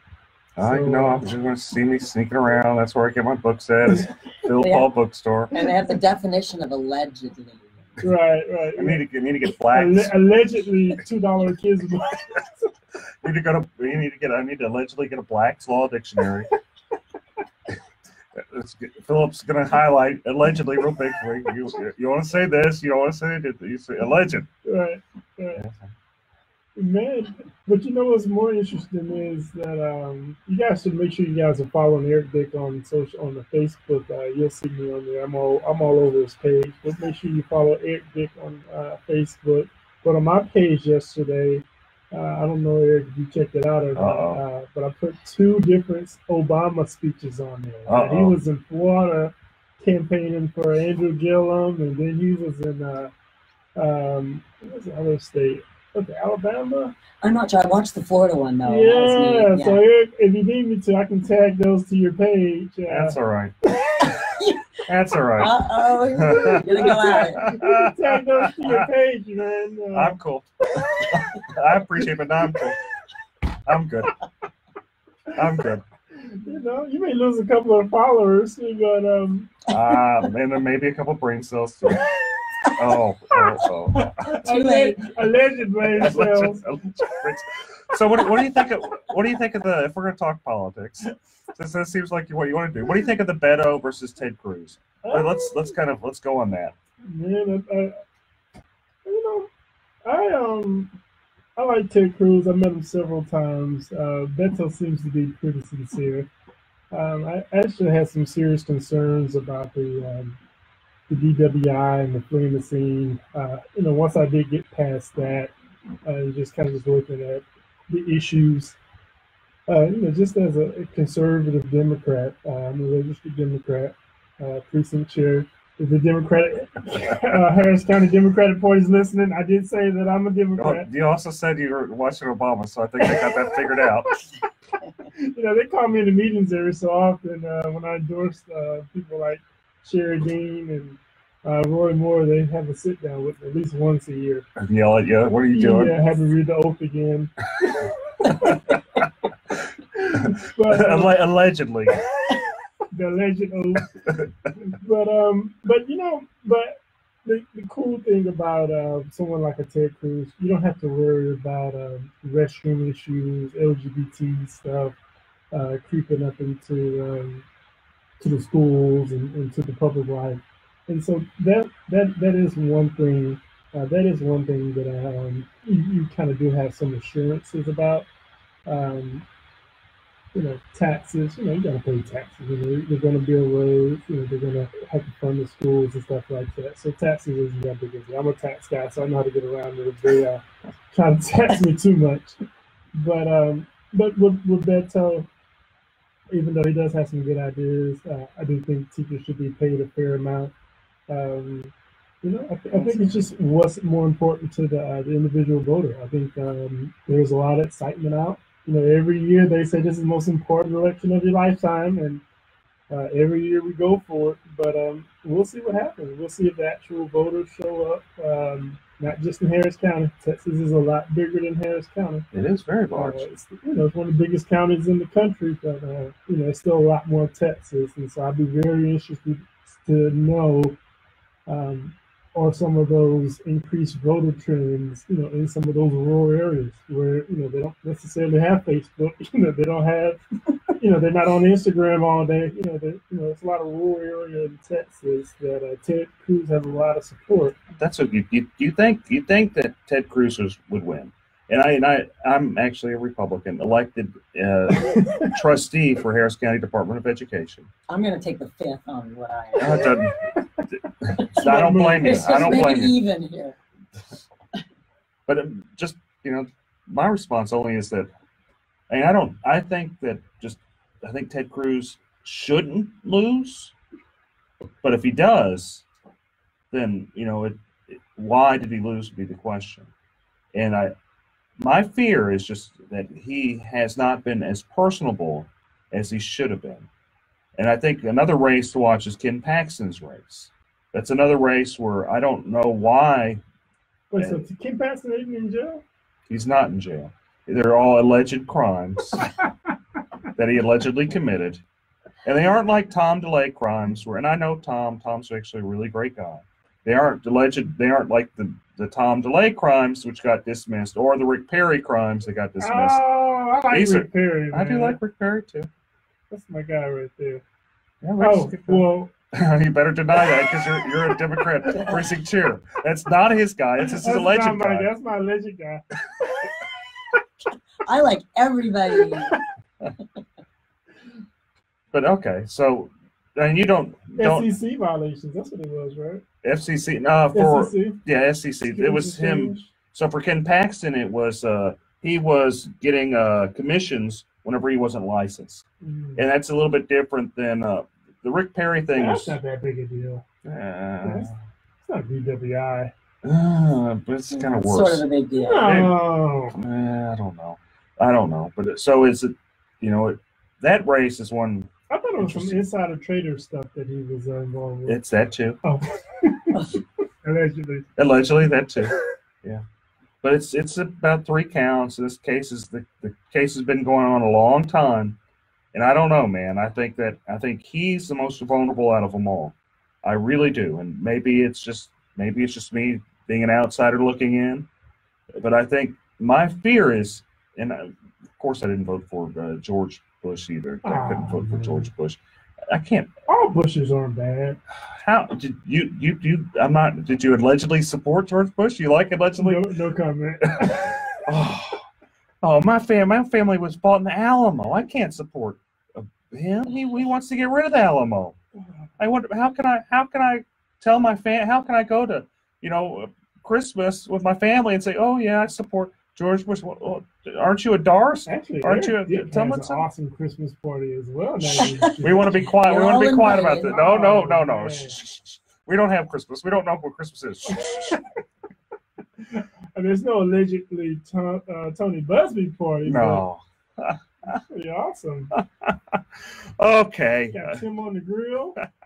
Yeah, Tim does a good job. Him down at Phil Paul's Barbecue. What's going on with your barbecue restaurant? And we're opening up on the 16th of this month. So November 16th. We're going to come talk about it. Maybe even get a couple of sponsorship plugs in between some of those Dick commercials. Eric, that's Eric, Dick. Okay. Can't you say your name by itself? I got you. Okay, I'm trying to keep a straight face here, folks. Trying to keep a straight face. Okay. So a couple other things I had kind of here to talk about. Texas windstorm. I'm a homeowners insurance attorney. If people are having problems with their insurance involving property disputes, they're welcome to go to my website, www.dicklawfirm.com. You can add me on Twitter @DickLawFirm, Instagram @DickLawFirm, Facebook @EricBDick, or just any other social media. I'm on probably them all, and I do post these videos of us being here at AM 950 on all those social media. I just saying that as a level of background, people where they can connect with me. Just reminding people that I am a homeowners insurance attorney. If they're having problems with the storms from Halloween, feel free to call me. I do free consultations or represent people on contingency fee. But anyway, now that I got my shameless plug with me, so there were some problems with Texas windstorm. They requested a hike for liability limits, basically to increase their liability, and it was denied. And we're gonna have to talk about that next week, folks. Can we talk about city elections next week as well? Oh, we're gonna talk about a lot of stuff next week. If you guys want to get alleged Bill King supporter, allegedly. Okay, folks. Thank you guys so much. Thank you for tuning in. I'll see you next week. I really appreciate it. Thank you, producer Shannon, as always, for doing a great job. Wendy, I really appreciate you being here, and Philip Albright. Shout out to Chris Carmona, who's having a great time, probably in China. You gotta say like China. Donald Trump says. China. Thanks, folks. Next week. China? Okay. So we're going to end. Thanks, you guys, for tuning in. See y'all next week. You have a great day.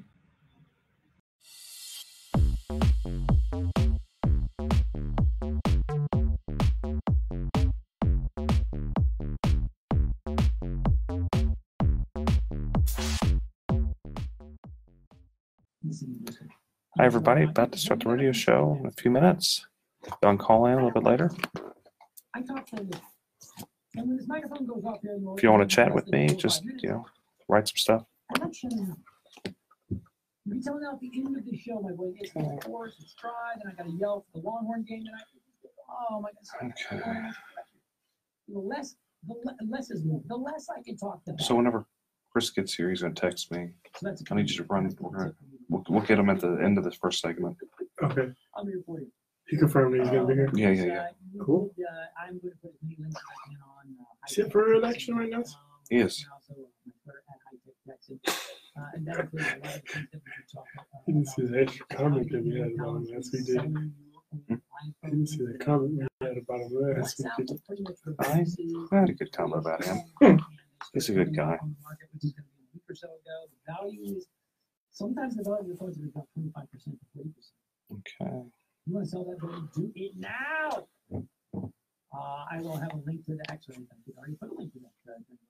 Breaks. And then the dongle, the middle one, the don't come with the dongle, the external adapter to plug your wired headphones in. You're going to have to buy that for $9. And then also the battery prices. I would recommend if you have older iPhone, when you take your batteries weakening, do it before January 1st. So you've got about 3 months or so, 3.5 months or so. Because Apple quietly, they didn't want to talk about this earlier this week, but they raised the iPhone replacement battery prices from $29 up to $49, up to $69 in some places. So go ahead and get your battery replaced. With that, I also want to point you to another one of my sub technology sites. It is called iPartsVehicles.com. And if you want the latest on some of the new vehicles, if you're looking for a new car, a new truck, just upgraded some things. So I had the Toyota Highlander, really cool Lexus 500 LS 500H, cool $103,000 I was doing in a few weeks ago. This week I'm in a Fiat 500 with a 4-door Fiat Papa, which is pretty sexy too. And so I do cover the car industry, the tech industry, the bourbon industry, the travel industry, and of course, all the high-tech industry too. With that, we're going to start the sign-off process. Shannon, thank you so much for keeping us on the air. Enjoy the rest of your day. Everybody out there, be safe. If you have questions, email. Go to hightechtexting.com. You can find Michael Garfield. And you can get me here every Saturday on air. And for some reason you are bumped for radio for a football game, which we have to carry on air, you can put one line. That's why you get the iHeartRadio app. And you can listen to me at your heart's content through the podcast. For all of us who have been part of the show, we do thank you for tuning in. My name is Garth. The show is officially over.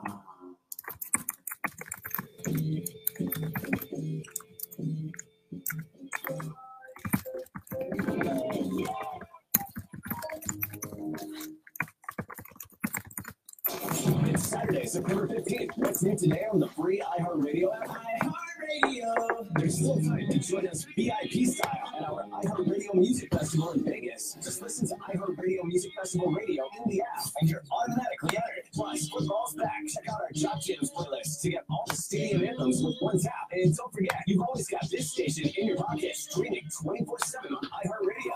iHeartRadio! All your favorite music, all your favorite stations, all free. For window replacement you can trust, visit GulfCoastWindows.com.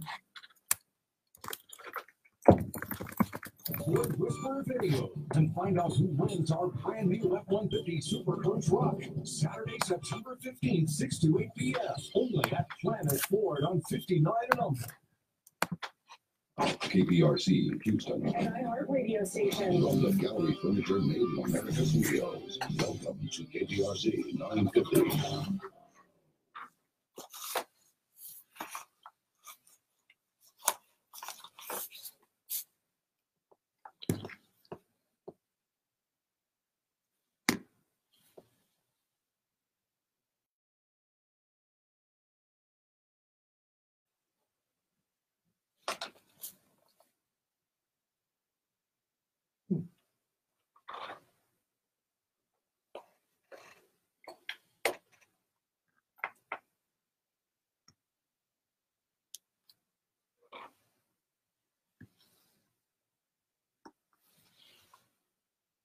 I didn't push anything. I didn't do anything. I didn't touch anything.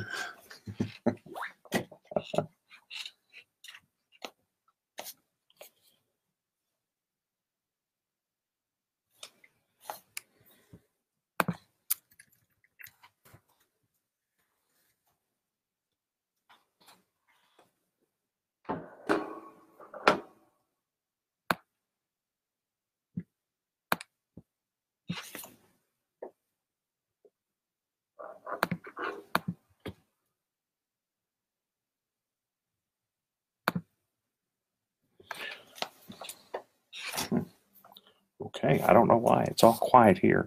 The engineer hadn't told me what's going on, but we should be starting soon. So our guest today is going to be Chris Daniel, and I have Philip Paul Bryant, who's also going to be here too. He's co-hosting with me. He's playing wingman, guys. Oh, hey. Hey, everybody.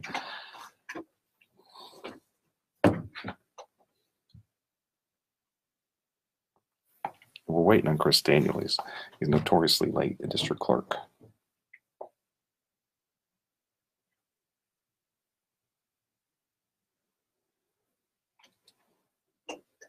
This is where he showed me it was. If y'all could see.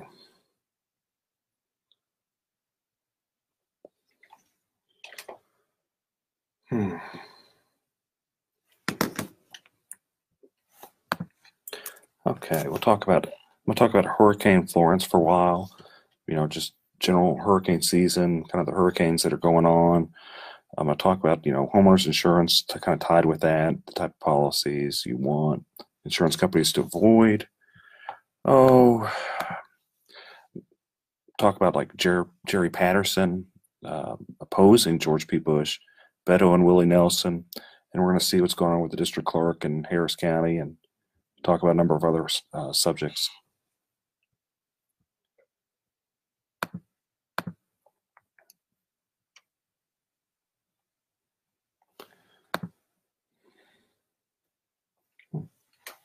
It's gone quiet.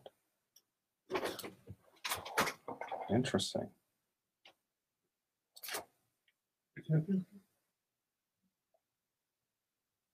Oh, wait. Hold on. We can talk to her. Let me remember how to do this. Hold on. There's a way to talk to her through this. I have you in queue right now, Okay. so I can hear you. Okay, cool. No, everything okay? We just don't.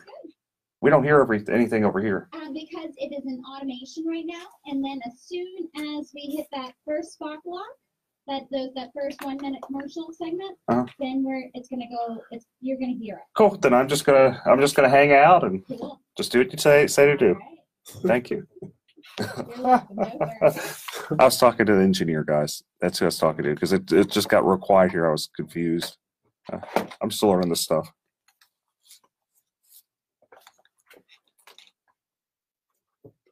Today we're going to be talking about hurricane preparedness. We're here at the Eric Dick Show. We're live in the studio here. It's going to be fun. Special guest Chris Daniels, Harris County clerk, district clerk. So we're going to be talking about some disaster stuff. Stay tuned. This is Eric Dick Show live. Okay. See you guys right there. Yeah, man, it looks like Florence is just it's a major flood. Yeah. That's really done a lot of damage.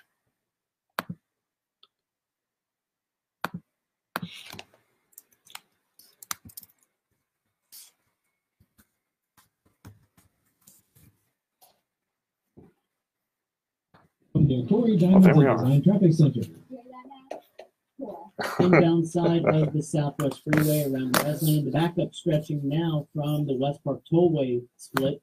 We also have heavy traffic on the West Sam moving northbound. That backup now stretching almost from Briar Forest, all due to the closure north of the Katy Freeway. I'm Stephen Foss in the 24-hour traffic center. This report is brought to you by Gallery Furniture. Mattress Mac Gallery Furniture saying you can't mark those big games on a frustrating backlog set. Go out there, other furniture stores, backlog set. Come to Gallery Furniture. Hey, Like fabric or leather upholstered furniture by Solid Furniture made in America. Gallery Furniture delivers today. This is Matt Thomas. If you owe $10,000 or more to the IRS, you need professional help. Top Tax Defenders.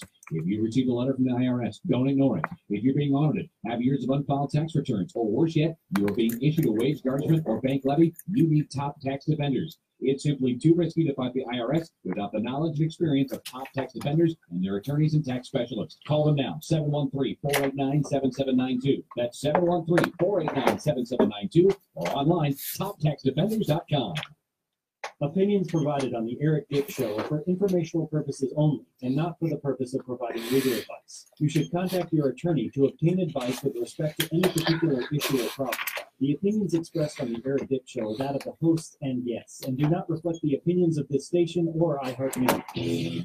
When you've got big problems, you need to have a big, you need Eric Dick, homeowner insurance lawyer and trustee for the Harris County Department of Education.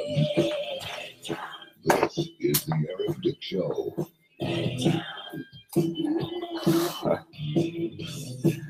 All right, folks, I'm back for more, back for a lot of exciting worlds of lawyerism, politics, insurance law, and just all around just whatever we feel like talking about, I There you guess. I have sitting with me today Philip Paul Bryant of Kojic Pack and many businesses. Good afternoon. Good afternoon. And we're going to talk about a lot of stuff. Just jumping in, I'm a homeowners insurance attorney, obviously, elected to the Harris County Department of Education, which most people don't even know exists. It's really a fascinating organization, which we should talk about sometime. And so Hurricane Florence, that hit, and it hit big. Yeah. It looks like it was reduced from a Cat 5 with just crazy windstorms, maybe Cat 4 down to a Cat 1. But the big thing there, so you got 100-mile-an-hour winds. You got this just gigantic, like flooding event where you had waves, 80-foot waves, just enormous waves kind of coming through. I think they said nearly 10 trillion gallons of water is going to be coming in. Yeah, just a crazy amount of water coming in. And so, we experienced a heavy flooding event here as well with Hurricane Harvey. But so what I'd like to kind of talk about a little bit is what people don't realize is there's different types of kind of insurance that kind of play here when you have a flood event like we did have with Harvey and also with Florence. Florence seems like it's going to be just, if it's possible, worse flooding event than we had here with Harvey. But it's clear that it's gonna be bad, and I'm sorry for everyone out there having to go through that. But so what we can kind of talk about a little bit is your basic different types of policies, where you have your homeowners insurance, your typical your windstorm, fire, theft, that type of insurance. That's where you see normally advertised with your State Farm, Farmers, AAA, what have you. Then you also have NFIP, which is your National Flood Insurance Program. Now that's an interesting type of policy, and that is it's a government kind of funded, subsidized technically, which there gets all sorts of ethical and interesting questions on whether or not we should subsidize insurance. And there's a long history with NFIP. And in Texas and in other coastal regions, you have like some type of government funded or even government backed windstorm insurance, which we have Texas windstorm insurance. And there's some serious problems we've been having with Texas windstorm insurance since Hurricane Harvey. But looking at Florence, like it looks like it's going to be bad. I mean, Philip, did you see any of the articles or where how big this storm was? Because it was crazy. Yeah, absolutely. Yeah, it's pretty scary. And obviously coming out of Harvey last year, so we just I don't know if there's a such thing as hurricane PTSD, but just seeing water and seeing all this stuff again just kind of scares you, and it's also kind of since we did experience it here firsthand last year, it kind of makes us also want to kind of reach out, donate some stuff. A lot of us have extra clothes and shoes and toiletries, and so I from the people I've been speaking with, just want to know how they can be involved and what they can do to try to help the Carolinas. That's right. So we got flooded really bad, and a person that really did a good job with the flooding in Harris County, we actually have here today, Chris Daniel, and he can tell us all about the flooding and just the craziness. Harris County District Clerk. That is Harris County District Clerk. 10 years, 100 years now, man. He's about 7.5, 8 years. And Eric, it's a real pleasure as your Harris County District Clerk to be here today, especially on your new radio program. Well, it's great for you to be here, and of all days, a day not far from whenever Harvey hit, and when we had this horrible tragedy in the Carolinas. And I want to thank you very much because you did such a good job dealing with all the flooding in Harris County. that I don't think anybody wanted, and no one wanted to deal with that job. And you did such a good job with that. Well, I appreciate that. And there's a lot of backstory that never got told by the media, not because they weren't trying to cover it, but because there were so many heroes and unsung heroes of Harvey. To put it in context for the listeners, as a native Houstonian, I've been personally flooded twice in the city of Jersey Village in 1998 and again in Tropical Storm Allison in 2001. And during Harvey, my own mother lost everything in her home in Friendswood as 5 feet of water descended into her house. And it is an unfortunate experience of mine to have to deal with flooding in Houston, especially with the Memorial Day flood and the Tax Day flood, and how we practiced our disaster plans from both those floods and managed the courthouse and managed the dockets and managed canceling jury service and getting the word out to the public that, hey, do not drive into high water. Turn around, don't drown at the courthouse. And all that prepared us for Harvey so that when other agencies had not yet practiced their disaster plan, we were already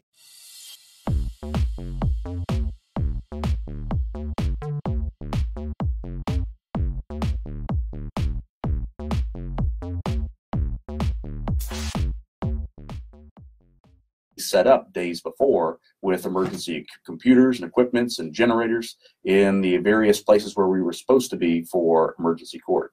Well, you guys still, sorry, Eric, but you guys still have a lot of house guests as a result of Hurricane Harvey. I know the criminal court judges and team is hanging out in your building. How does that feel, and what's the plan there? It's a new normal, and we are all getting along now. There were some growing pains initially. I mean, let's be honest. We had one judge try to throw another judge in jail for not getting off the bench fast enough. Wow. And we had some other judges basically kick the DAs out of their suite area into the hallway. And then another judge come back and says, no, you can't be out in the hallway, both claiming fire code violations.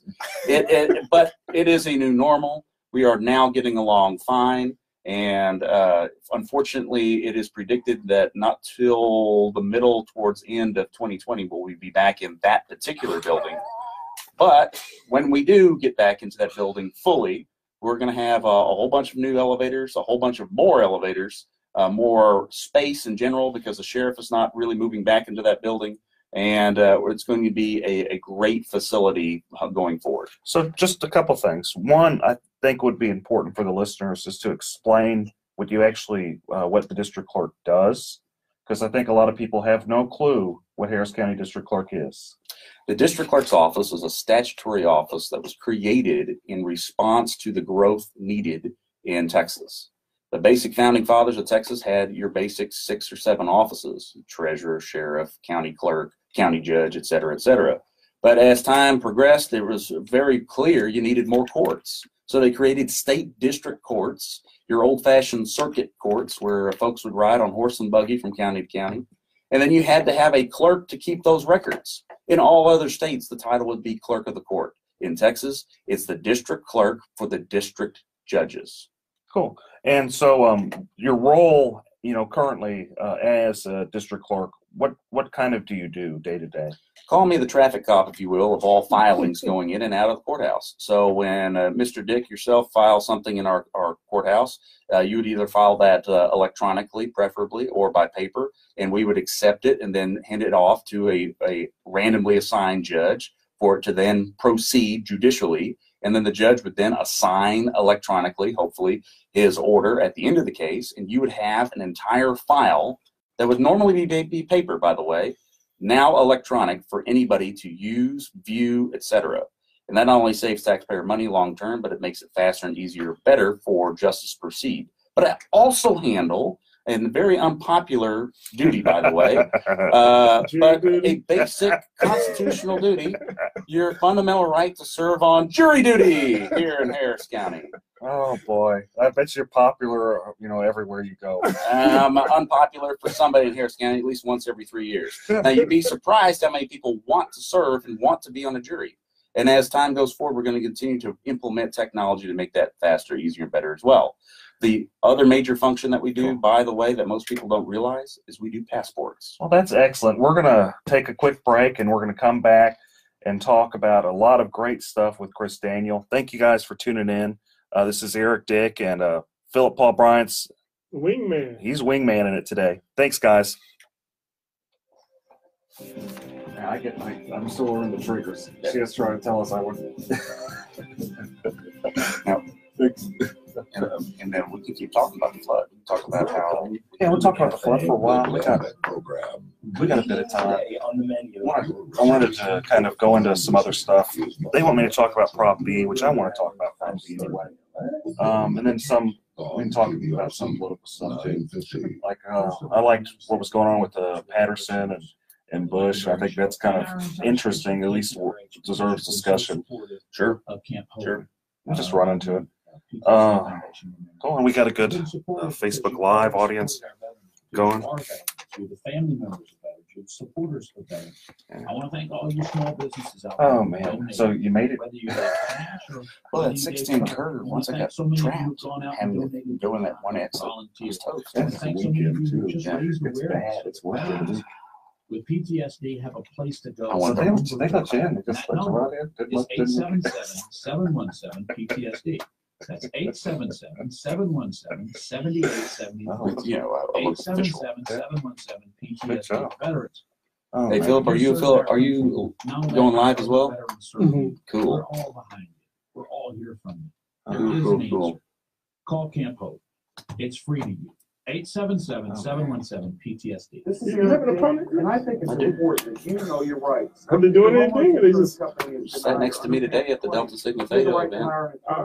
You have the right to call me for free consultation. It seemed pretty serious. 7 rights. She didn't have any money, so she's relying on. Don't let your homeowners insurance company take advantage of you. Oh, you never know what's going to. At 833-7 rights. As your homeowner's insurance. You never know what's going to happen. Hey guys, how are y'all doing?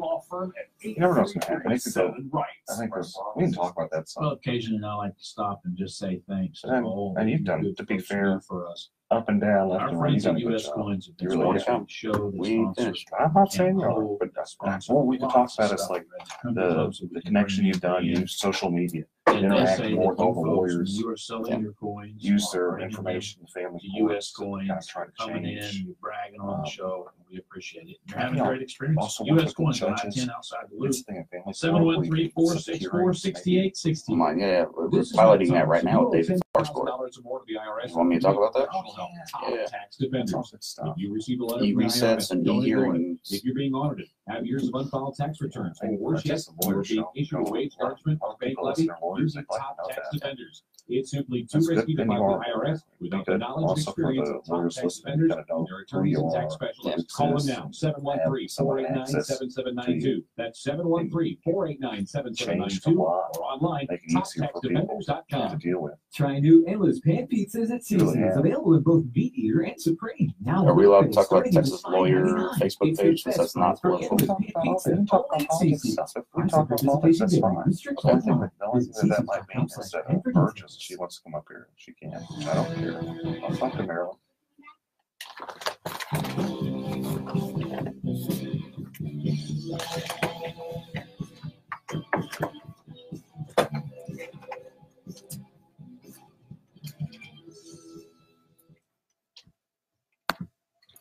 What? They're looking at me. What are you guys trying to tell me? Should we be talking right now? No, I was just playing on the internet, talking to all my friends on Facebook.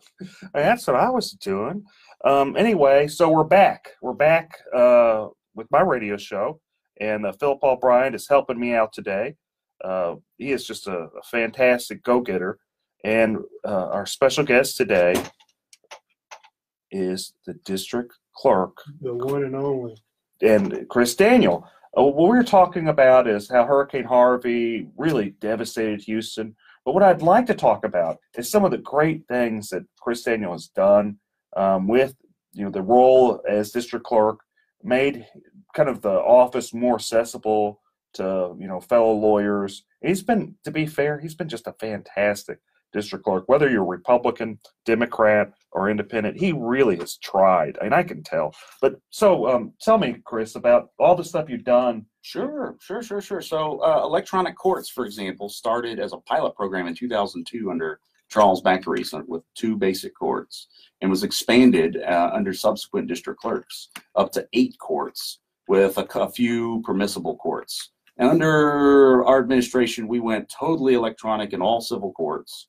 By the time the mandates came down for family courts to go electronic, we were already halfway there. And by 2015, all family courts were electronic. And with that, we had another mandate come down by the Texas Supreme Court that we need to have criminal courts electronic, with the exception of juvenile. And that the criminal courts, that you're talking about criminal discovery, which is kind of you've just completely opened the door, which is kind of a good thing, I think. But so tell me about the criminal discovery. Well, through our website, as you're tied to the case as an attorney, you can now get directly from the DA's office all their electronic discovery videos, DWI videos in particular, and the whole purpose is to make it faster, easier, better for the attorneys to represent their clients and seek justice. Now, what's interesting, I kind of want to give a little backstory here, is so when I started practicing law about 10 years ago, I did a number of criminal cases. How you used to get your files, you'd have to, and usually the DA would freely give you their stuff, but sometimes they really didn't have to. And you could serve them discovery. So you couldn't just mail them that. You'd have to go to the court, you know, kind of file something at the courthouse. So you'd have to either wait for a hearing or actually drive down there, file this stuff. And it was really kind of a pain, you know, where to do any type of discovery. But that's gone now. So now attorneys, you know, doing criminal defense work in their comfort of their own home in their pajamas at, you know, 6 p.m., 7 p.m., whatever time, they can e-file their discovery to the, you know, the DA's office, and it's a complete different world. And we aren't, you know, we may have been. Are there other counties that do this? No, in fact, Fort Worth and Dallas were trying to do something along these lines, and the best they could do was get the charging instruments online. Which is also part of our ongoing process, because not only did the Supreme Court mandate that something be filed electronically into the case, but we recognized that to be totally electronic, we had to have all facets of justice electronic. That includes e-warrants, e-subpoenas, e-citations, and so on and so on. So I just want to kind of step back. You're saying no other county in Texas out of the 254 counties does electronic discovery for criminal cases? Not that to my knowledge. Most counties are accepting electronic filings per se, and then going behind the filings back and printing it out on a printer and sticking it in the paper file, which defeats the whole purpose of electronic filing. The goal is to not only be faster, easier, better, and more indexed so that the attorneys can do a basic Google search on their own case and find rapidly what they need to represent their client, but to save taxpayer money. And be environmentally friendly as well. Well, that's a token benefit, because when you're saving trees, you're also not having to pay for all that toner and printers and paper and so on and so on, plus personnel. Well, it just makes basic sense. Easier access to justice, costs people less money. But it's also a safety issue. When we implemented e-subpoenas, that saved 32 positions for the sheriff's office to then put back into the courtroom as bailiffs that no longer had to process subpoenas, because it was a automated electronic process. And that came vital, especially after Harvey, where we were doubled up in the courthouse. Well, that's fantastic. Yeah, you've really done a good job there. So how about like where you've tied in social media to the district clerk's office? Why don't you talk? I have a love-hate relationship with social media. My first race was for the Board of Trustees for Lone Star College System, of which I won, and I beat the board chairman by using a little-known website called MySpace. And MySpace was revolutionary at that time. And now we're having Facebook and Twitter and so forth, and I have attorneys even contact me on LinkedIn and Nextdoor, the app. And what we do with all that is when they contact me, I personally respond. We get their email address, and we get them funneled to the right location to get their problem resolved. And the beauty of that is that, especially on the Texas Lawyer Forum on Facebook, the various groups and pages, they're able to not only get their question answered, but help other lawyers who might have a similar question get their question answered. It's not always the answer they want to hear. For example, there's a snafu going on right now with sensitive data documents, where the Texas Supreme Court has asininely created a category of sensitive data, where when you file something electronically, and I'm sorry to get technical, audience, but when you file something electronically and you market sensitive data to protect your client's best interest, well, guess what? We're not allowed to show that online at all. that became such a problem because if Eric files something, he knows he files something and I can't show it. How do we explain that? So we created an electronic index that at least showed that it had been filed, but you still had to download and view elsewhere. You couldn't view it online. And that has created a whole bunch of headaches for lawyers out there with this new restricted category. But again, that's just trying to solve the Supreme Court's problem for them. Well, it sounds like you've done the best you can do. Yeah, so he also implemented passports in his building because that wasn't done before under I think Jackson. That wasn't done under any district clerk in Texas, except for in Harris County, except for the surrounding counties. And so we decided to take the bull by the horns and say, look, Stan's right here with his birth certificates. Why can't we just finish the gap and come up with a passport service? I'm sorry, the post office has set the bar so low that when we get these comment cards coming in about how wonderful we are, it's like, well, it's a no-brainer. We want to serve you, public. We want you to come in and have the best experience possible while you're already downtown for an unfortunate reason in court, or to get a birth certificate, a marriage license, a DBA for your new business, a liquor license for that kind of business, or you're serving jury duty. Come on down anyway and get your passport. Get a new passport, get it renewed. And oh, by the way, we go through Philadelphia instead of Baltimore, and therefore our passports are processed faster. And therefore it takes an average of about 14 business days instead of 4 to 6 weeks to get your passport back. One other question. I know a lot of viewers are wanting to know, is there something that can be done about those lines in the morning to get into the court? And I assume Yes. it's a lot of it Yes. because of the criminal court being combined. Correct. Now, once we're back in the jury assembly building, which unfortunately became an unnecessary 11-foot deep swimming pool during Harvey, once we're back in that building, a lot of those lines will go away automatically. And that has a beautiful remodel set, or it has its own kiosks and its own covered entryway. But Constable Precinct 1, Alan Rosen, actually handles the security that comes in and out of the courthouse. And he has been piloting programs to put people through the other courthouse security doors so that they're not having to necessarily bottleneck right there at the front door. But they could go to the juvenile building, or they can go to other buildings where there are metal detectors. We can't get rid of the metal detectors. We've got to keep our judges and our lawyers safe. We're dealing with a lot of hot topics at the courthouse, divorces, criminal cases, etc. And we need to keep everybody safe. Feeding the homeless. Feeding the homeless. But at the end of the day, thankfully, Constable Rosen is working hand in hand with our office to pilot these different ways to get people funneled into the courthouse through other buildings. Sure. We're going to take a break. That's that music. Yeah, that's the music. They're giving me a hint. This is Eric Dick. Thanks for tuning in. We're going to take a break. We'll be right back with Chris Daniel and Philip Paul Bryant's right here with me. Thanks, guys. Thanks, guys.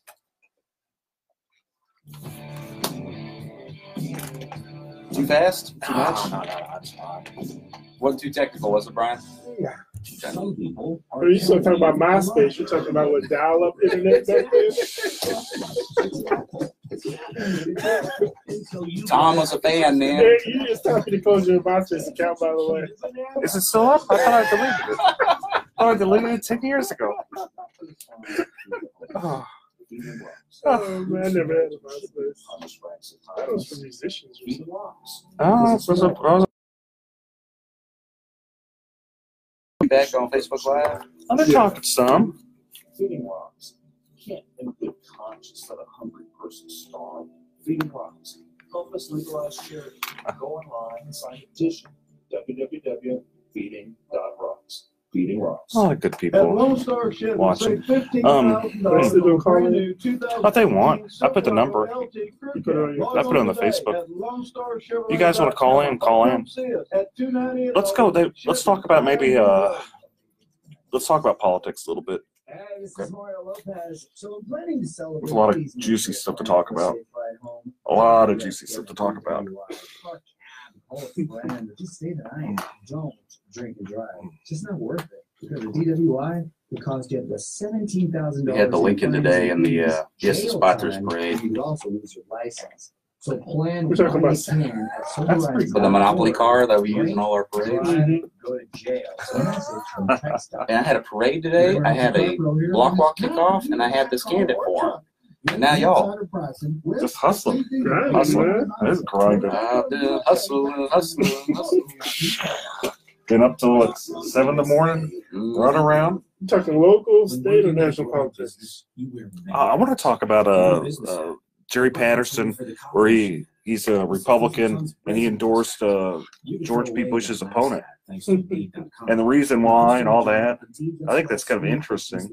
Is at least people are talking about that. I'd also like to talk about a lot of people are upset that Willie Nelson's playing for Beto. And just kind of, I think Cruz is going to win that. I'm voting for Cruz, but that's an interesting. I think there's something there, at least interesting. Disclaimer: Geico cannot guarantee you will be close as happy as a clam. Unquote. The Geico legal team cannot I accurately think it was pretty neck and neck until the National Party starts. They poured a lot of money into it because they got scared. What's there to be happy about? A clam's all like, oh, I'm so happy I didn't get turned into New England clam chowder today. What's that going to do? Chowder. I don't know. That's so fun to say. What were we talking And also, we need to talk about Prompt B with the firefighters. Yeah. I meant to go by there and get a couple of It feels times. sometimes like everything in life has gone against us.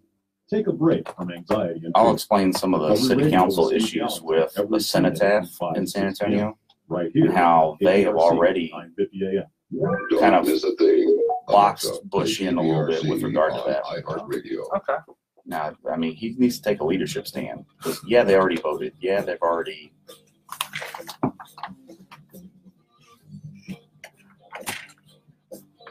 I think they're hey guys, I'm back. Okay, so we got Chris Daniel here, we got Phil Paul Bryant, and let's talk about some politics. I know everybody loves talking about politics and maybe some gossip, and let's see where it goes. Man, it's how you lose more friends. Politics It's how you and lose gossip. more friends. Well, you know, I don't have many friends speaking. Right. When you don't have any, it's not hard to lose them. Okay, so what I found interesting is one of the person I think highly of is Bonnie Lugo was having a bit of a fit about how Jerry Patterson endorsed George P. Bush's opponent. And the whole kind of backstory, there's a lot of backstory with the Bushes and Trump and all that type of stuff. But I think really kind of the tie-in here and why a lot of people are just genuinely upset with the Bushes is George P. Bush's role with the Alamo and how a lot of people like my family were tied. We have relatives that fought in the Alamo. We have relatives basically in every Texas war. The first alcalde of Columbus is a relative. It's just like the history, at least in my family, and many other residents in Texas, they have such a deep Texas history. And they're just highly offended is in how he's trying to commercialize, in essence, the Alamo. Have you heard anything? What do you think about that, Chris? You know, it is a time for leadership. And I think with the best of intentions, the current land commissioner's office delved into trying to expand, preserve, and protect the Alamo. And unfortunately, too many businessmen and too many consultants got involved, particularly those that were not from Texas. And we have a mess on our hands. And a lot of it is a technical issue that is more complicated than a 20-second soundbite. For example, most folks don't know that the San Antonio City Council has already voted and kind of boxed Bush in as far as moving the cenotaph. The wonderful monument that's been there for over 100 years, is my understanding, that really celebrates the defenders and heroes, State Board of Education, of the Alamo. And what the problem with that is that once they have by ordinance said that you shall move this, unless he steps up as a leader and says the dickens with your city council ordinance, it looks like he's kind of kowtowing to what they're demanding, what this Democrat city council is demanding. Well, I mean, it is that, and that's true. He doesn't seem to really. It's a time for leadership. He's not. He doesn't seem like he's listening to his supporters. At least he's not listening to people in the Republican Party that have deep, Texas roots. that just kind of have an emotional connection to all this historical type of stuff, especially in an environment where we're looking at maybe removing Sam Houston's statue, which I strongly disagree with. But you have that type of environment, and a lot of people are emotional about this. This becomes a reduction to absurdity, reductio ad absurdum, to make a legal term. And at some point, we are doing our children, our grandchildren, our posterity a disservice by destroying history. And in some cases, it is better to preserve a bad history in place as a warning than it is to just destroy it and whitewash it and sweep it under the rug. And I agree with that. I mean, that's a completely different topic. If you're talking about Confederacy and the Civil War, that's a completely different you brought topic. that up. I was just talking about history in general. But if you're talking about Texas history, it's like something just vastly different, because you had people that were like Texas leaders refusing to succeed, refusing to go through that whole thing happening. Well, let's take it back to the Alamo. You were talking about history here, and I was talking about tearing down history and sweeping history under the rug. Part of the problem with the expanded Alamo plan, or the criticism of the expanded Alamo plan, was you had an artist from Philadelphia who was trying to kind of de-emphasize the Battle of the Alamo itself and expand the 30,000-year history of what happened in that San Antonio region. And the problem is that that's not why people come to San Antonio. They don't come to San Antonio even to find out more about the Rough Riders, who were trained in the backyard of the Alamo, who were key and vital to not only the future of President Theodore Roosevelt, but also the Spanish-American War. They come because of the Battle of the Alamo, the icon of the battle. And for an outside Yankee to come in here and basically de-emphasize the purpose of people coming to the Alamo and expanding it the way that he did to increase the emphasis on 30,000 year history, that again is, you're not communicating to your Texas base, you're not communicating to your outside visitors who come to this UNESCO site, and your folks that want to know more about why Texans are this independent, can-do spirit. Yeah, I agree. And it's bad news whenever you're messing with the Alamo. And it can't get any more Texas than the Alamo. People jump up and down. They have a strong emotional connection. But how about the fact that Jerry Patterson, a pretty well-known, in a lot of different pockets of the Republican Party, you have him actually endorsing a Democrat, which is a big no-no. But what do you think about that? I think he's making a statement.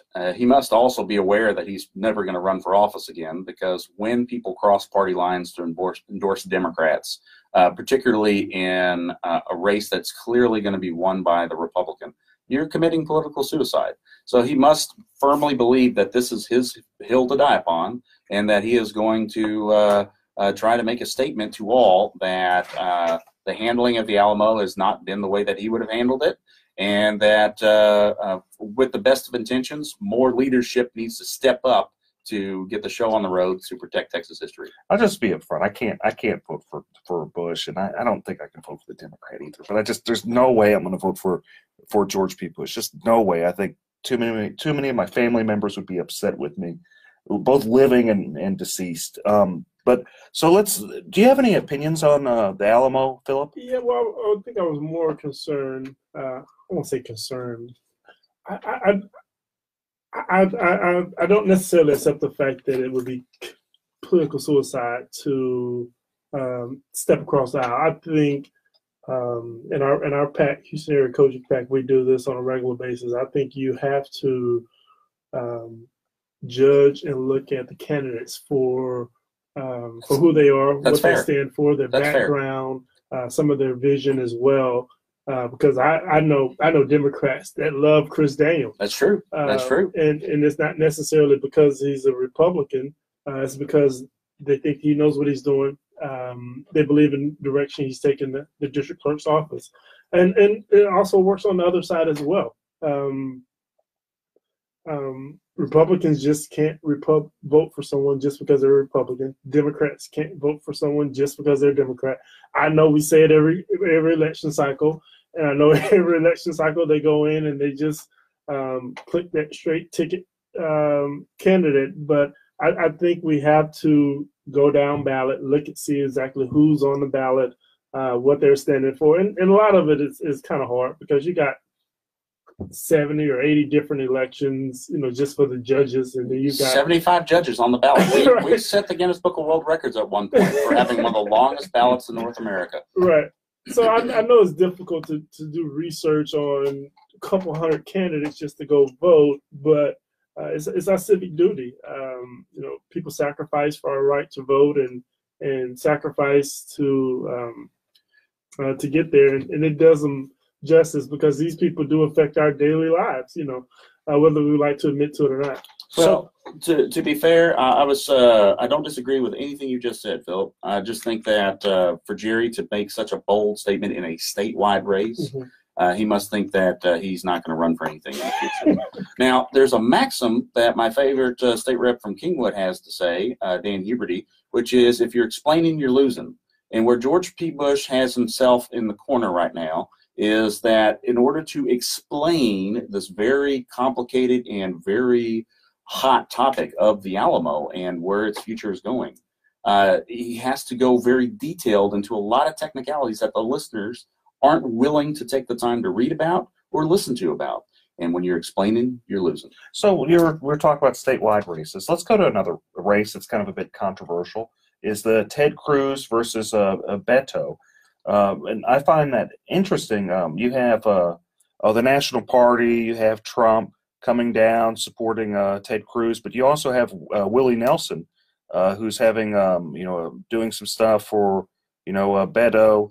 You have a bunch of national money from the Republican Party being poured into Ted Cruz's race because there's genuine fear that he may lose the race. I kind of am. I doubt it, but there is truly genuine fear around a number of pockets. And you also have the polling kind of tightening. One poll at least had it one percentage vote away. Some others 4 or 5, points away. Philip, why don't you start off? What do you think about that? I think it's a referendum on Trump. I think Ted Cruz and Donald Trump are, I wouldn't call them best friends or second best friends in the whole wide world, but they're pretty aligned as well as some of their politics. And so for this race to even make the headline is, you're right. I definitely think that the numbers show that a Republican, whether it be Ted Cruz or whoever, the numbers show that should be a Republican seat. But for it to even be close or to even be a part of our conversation just shows you that not necessarily Ted Cruz, but in my opinion, his connection to Trump, I think is more so a vote against Trump in that particular seat, in my opinion. And I get them emails from the Democratic Party, the Harris County Party, and so I see the angle they're using as far as fundraising and get out the vote efforts, and they're making that connection. But what about like the play that Ted Cruz isn't a likable person and that Beto is a much more likable person, a nicer person? And do you see that a little bit more charismatic? I see that being pushed, and I'm not saying I agree or disagree with that. I just see that being pushed. What do you think, Chris? The reason why the National Party is concerned about this race is they're seeing what I'm seeing, where Beto has a rally in Grimes County, Texas. You know what's in Grimes County, Texas? Bunch of cattle and a company that builds the most drill pipe in North America. That's it. And here you have 400 people show up to a rally in Grimes County, Texas. When you have that kind of phenomena occurring, even if it's just every Democrat was 400, it is amazing to see that this enthusiasm is going on across the board. And that's why people are scared about what's happening with Beto. That's why they're concerned. We'll dig more into it in just a minute. We're going to take a quick break here.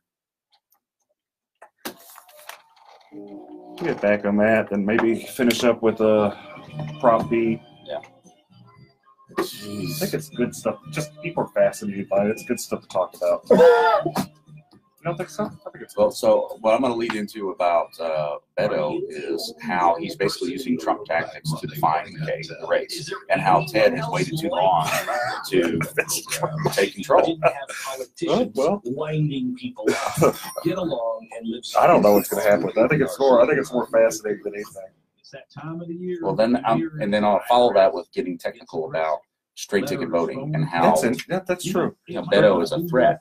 Because if a Republican votes for Beto and they don't do the normal thing where you pull the lever and then change your vote, then they're going to have to vote all the way down the ballot. And after 75 judges, they may just forget to vote for their county judge. How about 2 years from now? Because that's going to happen 2 years from now. That's right. That's right. And frankly, you don't. If you owe $10,000, All right, if you want to make that, I see the pitch. You had to go down the Confederate statue thing, huh?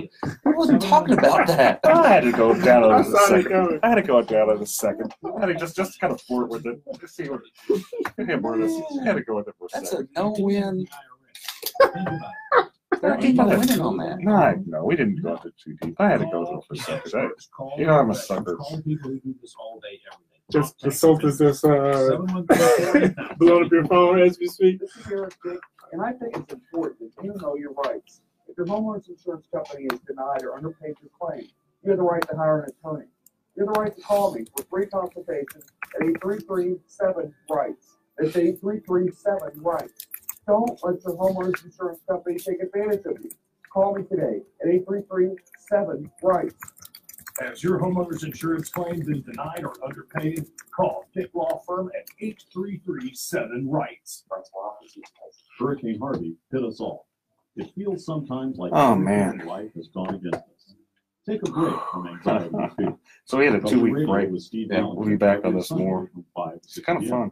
Right How here long's your on show? KPRC, Just an hour. 50 a.m. We're almost When gone. you grow We're a almost gone. business, you wear many Let's finish it up. hats. That's The new fine. business Let's finish it up. The buying toner for the How about copy 12 more machine, minutes? the sifting through tons of resumes hat.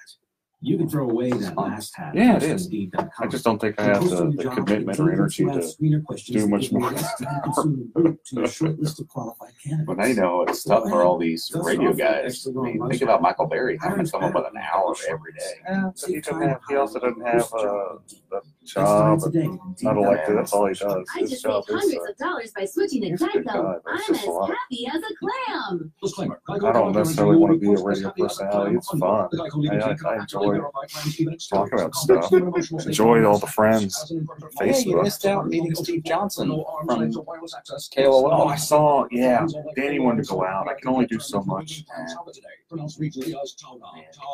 only do so much. What were we talking about? Geico. 15 minutes. Get lost. He was nearby. We need the other side of the street. Okay. Hey guys, we're back. We're gonna wrap this thing up. We're gonna put a nice, good, tight bow on it. We were talking about Beto's race with Ted Cruz, and Chris Daniel was pontificating on, as he does from time to time, on some very interesting and intellectually stimulating, views on that race. You want to go back and? You betcha. You know, with Robert Francis O'Rourke, the Irishman from El Paso, he is defining his race the way that Donald Trump used the media against the Democratic Party. And he is defining his race in such a way that Ted Cruz has waited way too late to get back on offense and to take the definition away.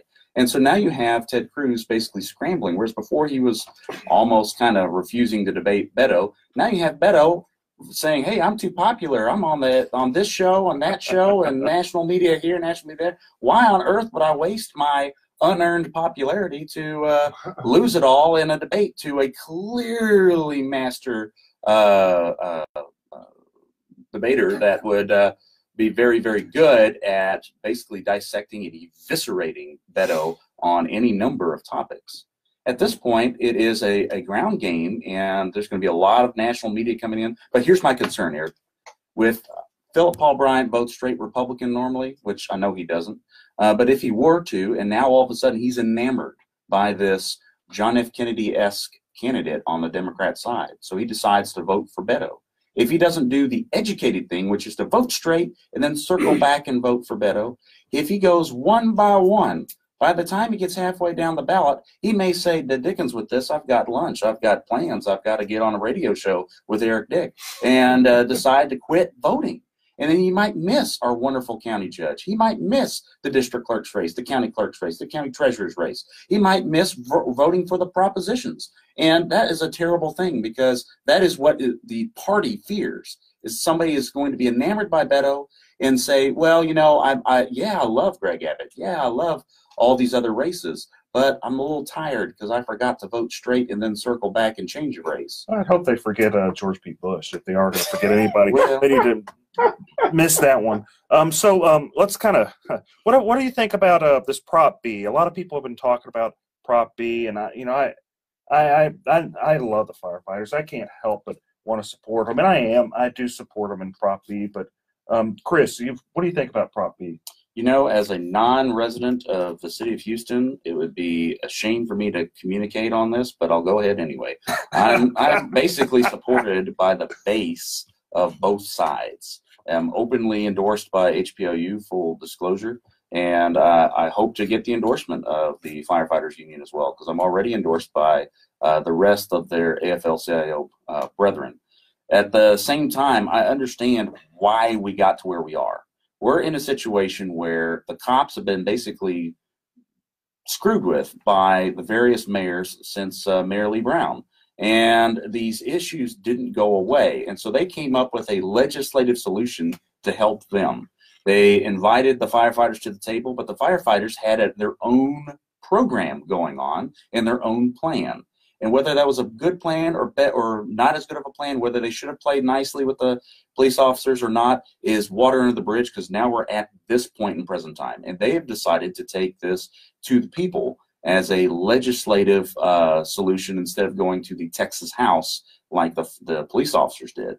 Whether that's the best plan or not, again, I don't live in the city of Houston, so it'd be dishonest of me to go further, but I want the folks listening to understand that we arrived at this because of a lack of leadership at City Hall. Period. It's not Sylvester Turner's fault. It's not Anise Parker's fault. It's not Bill White's fault. It goes all the way back to Mayor Lee Brown. I think it goes before that, but I don't think it. I think, okay, let's kind of take a step back. You've got firefighters making $27,000 a year, which is not very much. How much? $27,000 a year. Is that starting or added? That's starting. Wow. You start at $27,000 a year.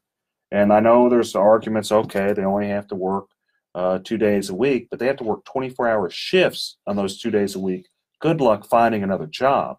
And sure, they have benefits, but you talk about a job where you're running in a fiery building. I think people need to, whenever I ran for mayor, every time I've ran for city council, I've always followed Orlando Sanchez's, motto. Pick a few things, do a good job at it. Public safety, infrastructure, basic city services. That's where you want to spend your money on. Under public safety, you break that down. That's the firefighters. That's the police officers. We want them to do a good job. We want them funded to do a good job. And though I love parks, and I live next to a park, ride my bike on a park, I'd rather be safe and have firefighters, come to my house. Hey guys, remember I support you whenever my house is on fire. Remember, I support you. I'd rather them come to my house and make sure we're safe, make sure my daughters don't burn up in the house, because that would break my heart. And that'd break almost anybody's heart if their house, burns down. But my point is this.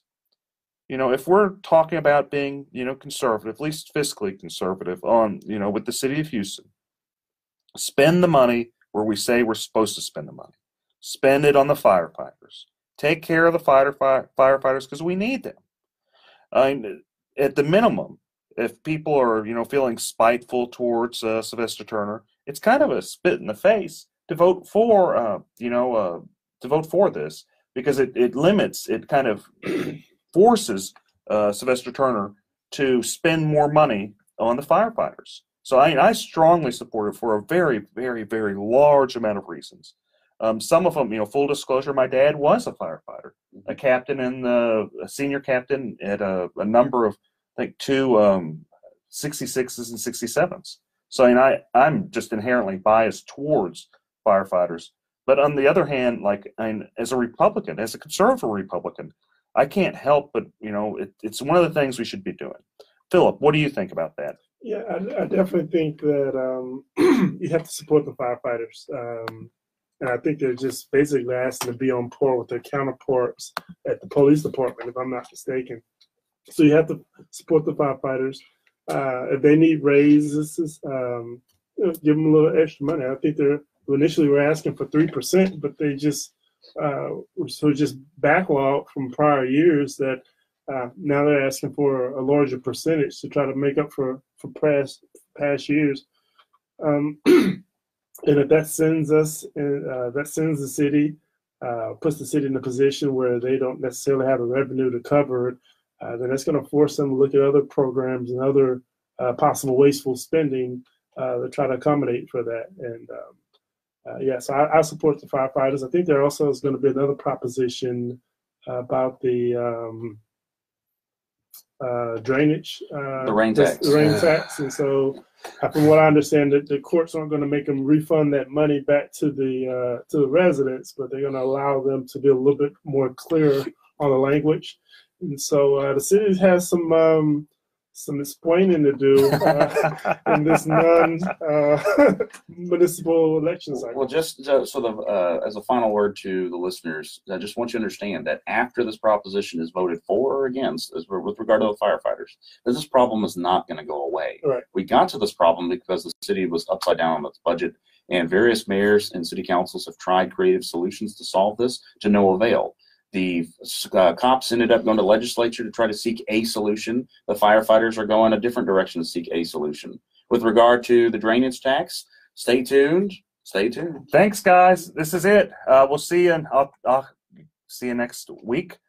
Same bad time, same bad channel. Thanks very much. You guys have a great weekend. That was my diplomatic answer. That was very diplomatic. Thanks, guys. We're heading out. But it's the truth.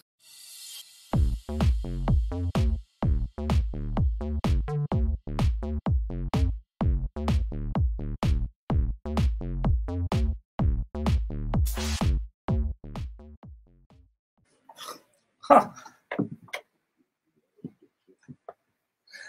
Y'all heard that? You hear that? Yeah, y'all heard that? Y'all need to contact your lawyer before you're listening to this show. It's so spicy.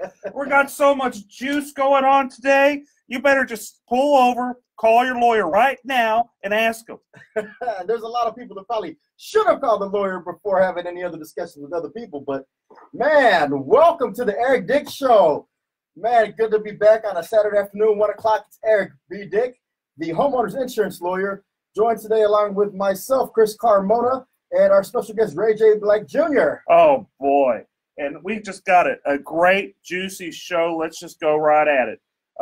What is it? Hurricane Michael hit, and oh, boy, did it just wipe out Florida. Florida's gone. Man, that is one of the worst hurricanes we've seen here in Florida in a while. But, you know, Houston, we kind of have that, well, what about us type of feeling. And as bad as it was for Florida, we always remind ourselves about Harvey last year. But that's a good reminder that, you know, so many other states and people from around the country, they came through. They picked up the slack and helped where Houstonians needed it, where Texas needed it. So if you have the ability, you know, we got to make sure we pull together and help out Floridians as well. You're right, man. The worst thing that could happen, you spend few $1 million in a house, and those houses down Pensacola, they're just beautiful, and it just gets wiped out. I hope their insurance companies treat them right, which they probably aren't. But I hope I'm going to be optimistic for a moment. I'm hoping they're going to do the right thing. Eric, do you think they're actually going to do the right thing? I don't know. How long have you been practicing insurance law? 10 years. And you've been fighting for the homeowners for over 10 years, right? I have. Yes, and out of that 10 years, how many times have the insurance companies done the right thing when it comes to covering these types of losses? Maybe 2. 2 times. Better call Dick. Okay. So we know Hurricane Michael hit, but we got a lot of other hurricanes brewing in local politics. Man, which one do you want to start with? The firefighters versus the mayor? I think we need to talk about the firefighters versus the mayor. We got to bring our probate judge in on this to get his opinion. Yeah, because you know what? That is an important thing. Our special guest today is attorney Ray J. Black Jr. He's also running for probate judge in court number 2, I believe. That's correct. In Harris County. Now, how important is the probate court system in Harris County? Well, the probate courts, technically a court of last resort, if you will. I mean, that's the last place everybody goes, right? and when people do pass away and they have some types of defined benefit plan, such as a pension, we see with the firefighters, that can sometimes be litigated in the probate courts, correct? Absolutely. Anything that's related to an estate of a firefighter passed away, that's something that absolutely would be litigated potentially in probate court. Right. I mean, so with this, the importance of the probate courts, the importance of firefighters, Eric, give us a rundown, man. What's going on with the fight between the mayor and the firefighters? Oh, Sly Turner? Sly. He's a sly man, isn't he wants to have his cake and eat it too. I mean, he's what the firefighters, what my people say, they call him Turncoat Turner. he begged them, oh, please, guys, you guys need to support me because that old bad Bill King, he's going to take it all from you. He's gonna, really throw you right under the bus. And lo and behold, the first chance old Sly got, he just threw those poor firefighters under the bus. He thinks that making $27,000 is just fine. Now, from what we know, is Houston is not on par with the rest of the major metropolitan cities across the country in terms of firefighter pay, are they? Not even close. Just starting off, you make $27,000 being a firefighter. And I mentioned that because if I ever stroke out, right, which I'm hoping I don't stroke out, don't want to stroke out, hoping I don't stroke out. Praise for Eric. But if I do, I hope the firefighters, they aren't too busy working their spare jobs, falling asleep for working their spare jobs, so they can actually, I want them to be able to be, make an honest living and be able to take care of people. So whenever they're stroking out, they can actually go help them. Isn't that a novel idea? It is. I mean, I think all of Houston heroes should be adequately compensated. Mr. Black, what do you think? Well, unfortunately, what I've seen and just going out and about campaigning is this issue has pitted the police officers against the firefighters, which is unfortunate because they both serve our public at large. And we need both adequately equipped and adequately compensated. And so it's unfortunate that you've got this issue. And I've seen statistics like you've mentioned, Chris, where our firefighters don't compare well with other metropolitan areas. And I don't know what the answer is, but it's unfortunate that it's turned out the way it is, where the two groups are at each other and on an issue that you would think would be something everybody could come together on. They should. Whenever I ran for mayor, and most, I took the playbook from Rob Mossbacker, public safety, your infrastructure, your basic city services. Your necessities. You pick a few things, do a good job at it. But I don't see how we're doing a good job with public safety whenever our poor firefighters, they're making $27,000 a year. And we can all agree in this room, I think, that there's plenty of money in the budget being wasted in other areas of city government that aren't really necessary services that could be used for the firefighters' pay. What are you talking about? All that great art and the bike trails. So I think I love the bike trails. We have to have a green city, Eric. You have to have a green city. Well, I know, but it might be on fire, but it'll be a green city. Yeah, that's a good point. I mean, I'm interested to see how this unfolds at the ballot box in November, but something tells me that this fight won't be over in November. That's going to be something that's going to be thrown to the courts, kind of like it has before. So don't tell them what's going to happen. But what I am happy about is that the firefighters are pushing for what they believe is right. And I just don't think they've gotten a fair rub in this. Kind of some background on this, like how with the firefighters, they had a kind of a better pension, and in return they were paid less. What Sly did is he went to the legislature, cut their pension, so now they're paid less and have kind of a lousy pension. The police, on the other hand, they were paid in advance. They have like a so-so pension. So, really what's happening is the city's, it's overspending, and it's trying to basically steal firefighters' money out of it. And They're kind of trying to have their cake and eat it too, and it's morally wrong. I don't see where it's not right. So. And so if we have any firefighters out there, anybody who supports this or is against this Prop B initiative, give us a call. Let us hear what you think. 713-212-5950. But that's not the only thing that's hot going on in the city of Houston right now. It's a bombshell just released. The Me Too movement is back, and apparently Sylvia Garcia may be involved with that one. We'll talk about that more. Oh, boy. Man. It is juicy. Don't go anywhere. You're going to hear about Touchy Sylvia soon. We'll be right back on the Eric Dick Show.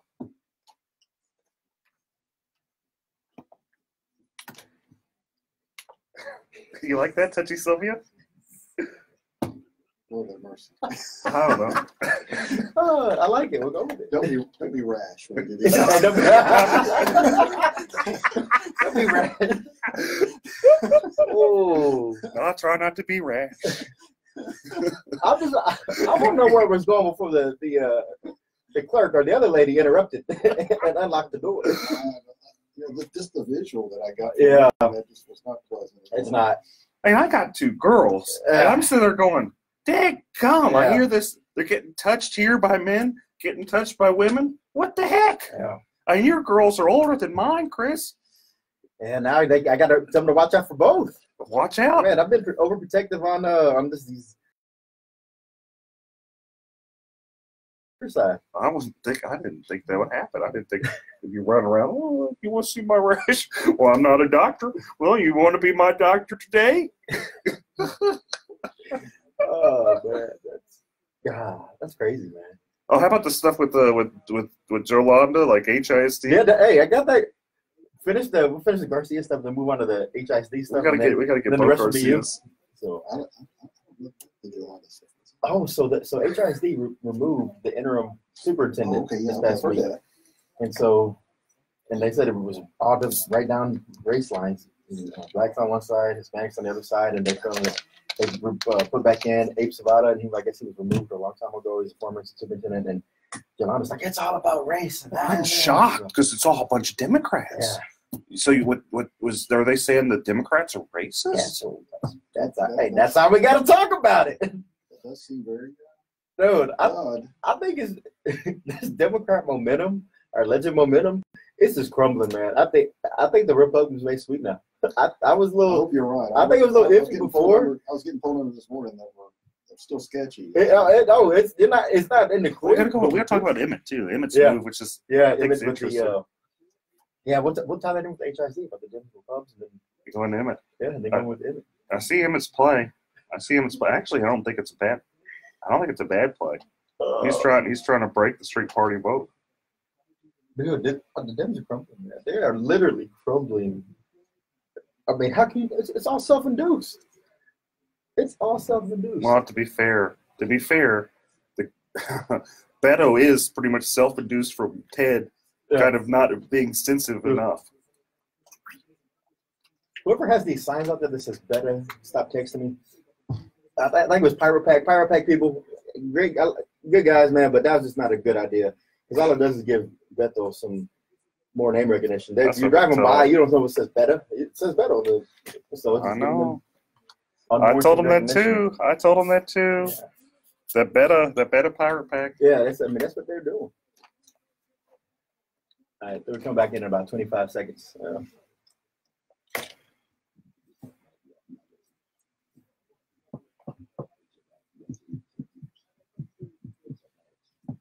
Yes, Roseanne, you know what I'm talking about.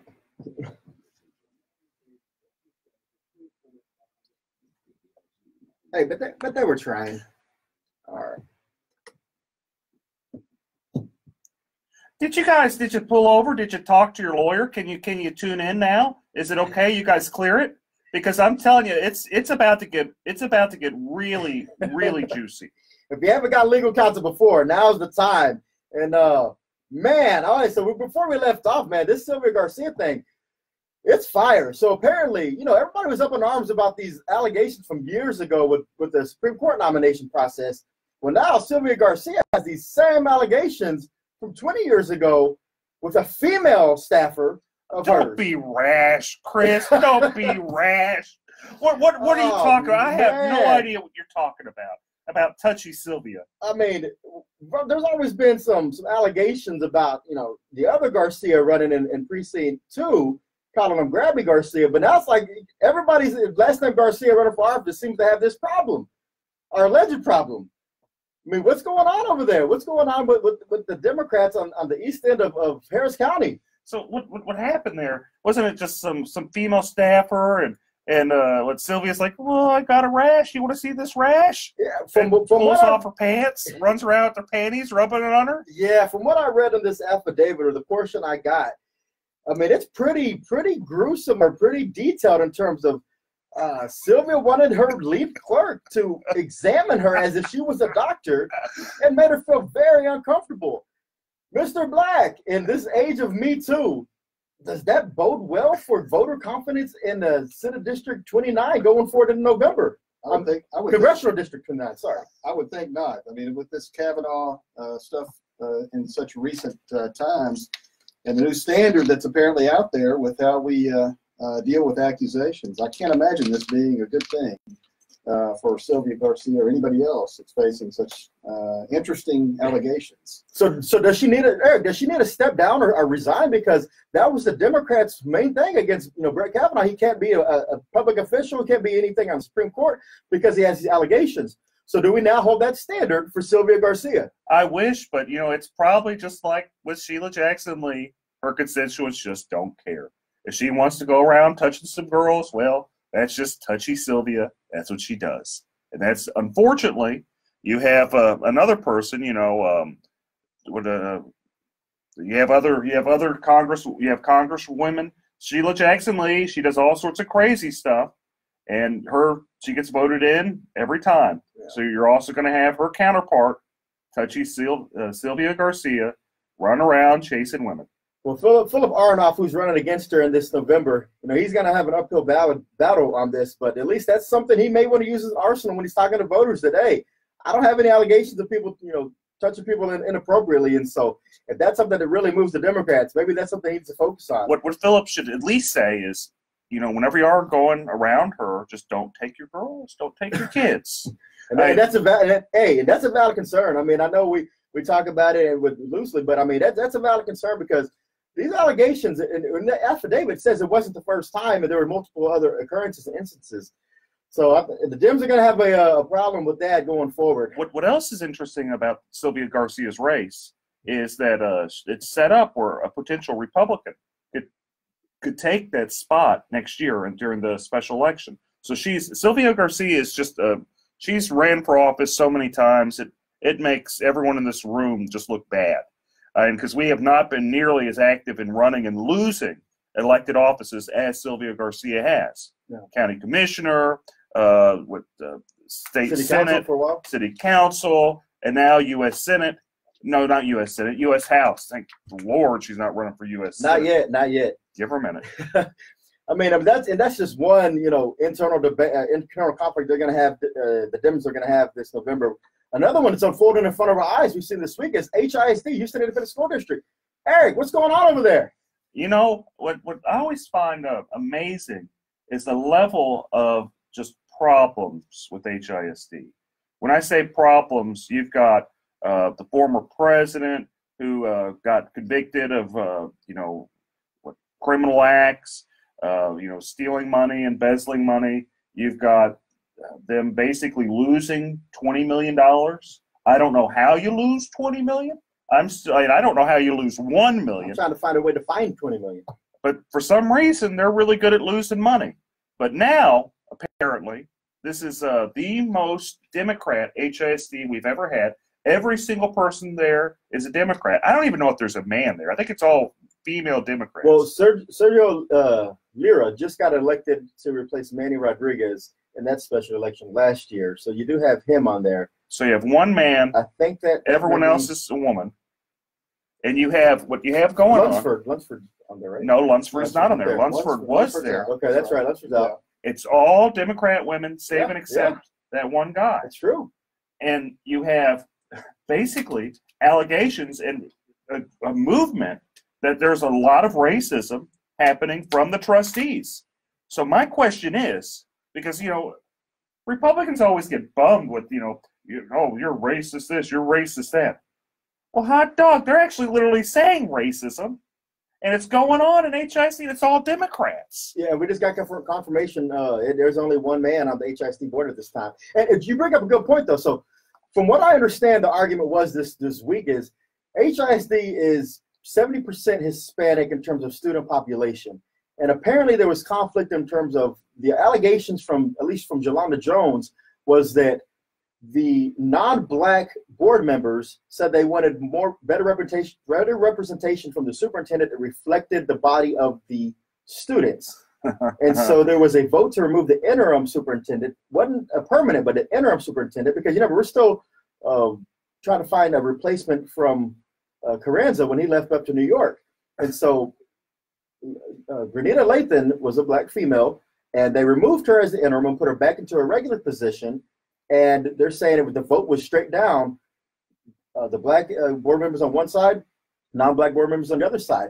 Is there race division going on at HISD? And with the Democrat HISD board, does that help or hurt Republicans or Democrats in this November election? I think it just hurts. It hurts students. Those are the people that have been completely taken advantage of the whole way through. What do you think, Ray? Well, the issues clearly impede what the board is there to do, which is govern for the sake of the students. And this HISD has had a history of poor governance because of issues like this that take apparently precedence over what they're elected to do. And I think it sounds like, regardless of the makeup of the board politically, it sounds like if you view every problem as a nail, every solution is the hammer, and that's what they do, regardless of who's there. And the students, as Eric said, are the ones that lose out. Yeah, and that brings me to a point, because there's always been some underlings and some undertones of we need to get rid of the Harris County Department of Education because it serves no purpose. Doesn't?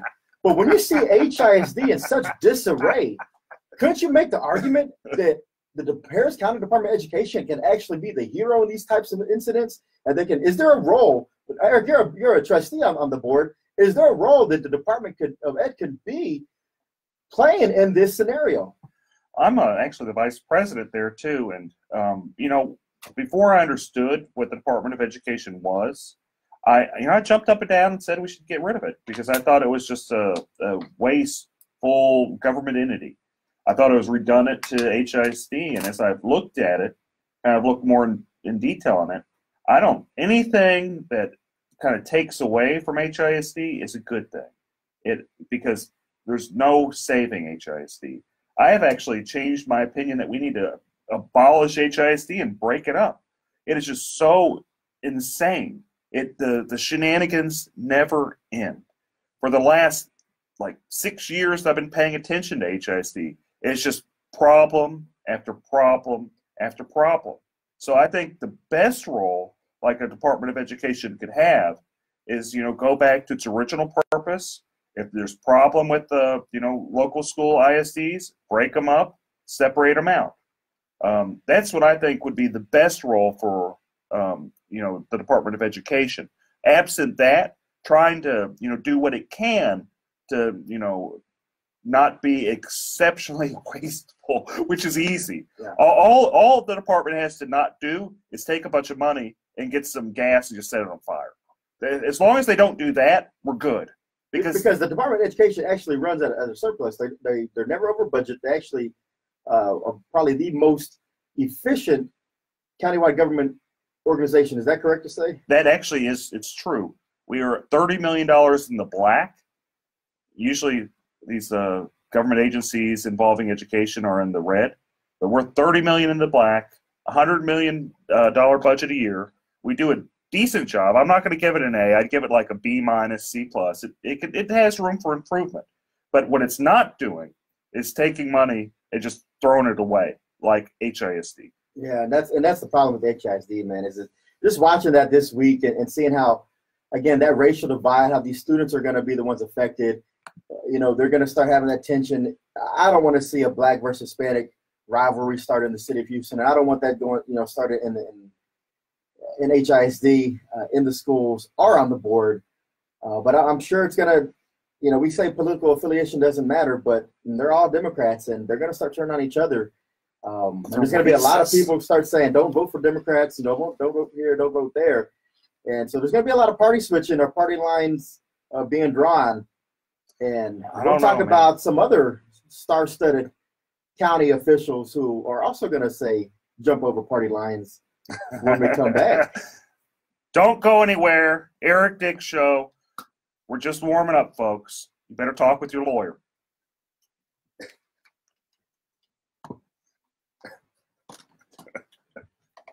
Don't be right. I had to do it. Hey, we're pretty creative to be able to weave all this in and out and make it all relevant. I actually, I thought, listening to it, it's listenable. It's not I'm glad that we're more positive, or at least humorful. Than, yeah, we're not bashing, bash like some people always are. It's exhaustive. All right, so we'll come back on around 33. Yeah. Am I doing okay? Oh, you're doing great. Yeah. You're doing great. Your time to shine after Inmate. I have no idea. Just talk about. We just go over the basics about what's a good judge, what's a bad judge. Yeah, Ex-party communication, bad. Yeah. We've had some of that happen recently over in Brazoria County. There's certain let's just go to the basic things you're supposed to do as being a judge. You're just supposed to be fair, listen to everybody. And this is one of the most sensitive times of their life. Well, actually, not in their life, but in the beneficiaries' lives. And it's a stressful time. It actually can be nastier than family law because people get weird around money. There's a whole lot. Yeah, the problem. I mean, that's like law. You're fighting with your mind. But you're fighting with somebody else's mind. Yeah, and it's probate's the dirtiest of all of them. They really are. It is the dirtiest of all. If I wasn't doing insurance law, probate law is pretty dang entertaining. Yeah. It's pretty you see some stuff there. Well, you got the one with the Anna Nicole Smith one was the classic one. That was in the court I'm running. And then he hopped on that somehow with the family was the grandmother, right? Anna Nicole's grandmother, or who was it? Oh no, who was it? Give me a second. You somehow got involved in that. I did get involved in that. It was a defamation suit against.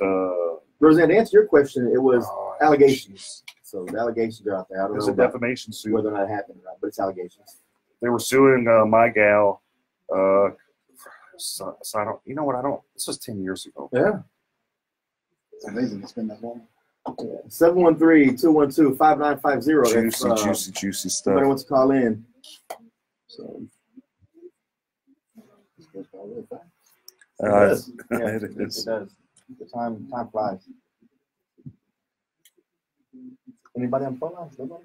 No. What's wrong with that? It's football season. It is football season. Hey, Irma. Got a lot of people watching that. Nah, I think Carmona is done. Now he's just there for entertainment purposes.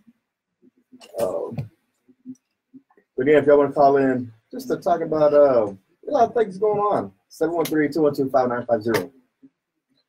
Hey, Berg. Berg, are you going to call in? You should call in and say you have some questions for us. Just make up something, right? And also, since we're always looking for more people to add on to the allegation story, if you've been affected by the state senator in District 6, Sylvia Garcia, please let us know. We'd love to have the exclusive on this going forward. Yeah, Touchy Garcia. Because if Touchy Garcia's touched one, there may be more out there.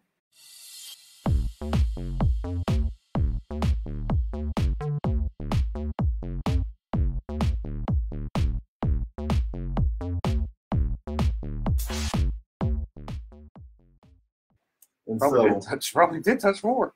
She tried to show you her rash. Don't be rash about it. But, yeah, so if anybody else knows anything, let us know. Give us the exclusive. Let us break the news.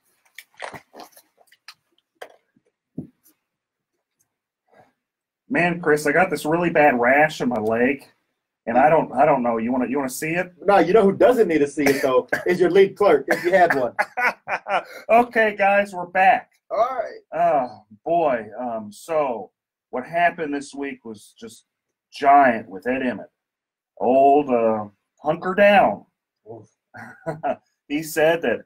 Well, one, he got the Chronicles endorsement. He got the Chronicles endorsement. I was shocked. And he was excited. Oh, I was shocked. Who would have thought that the Chronicle would endorse old hunker down?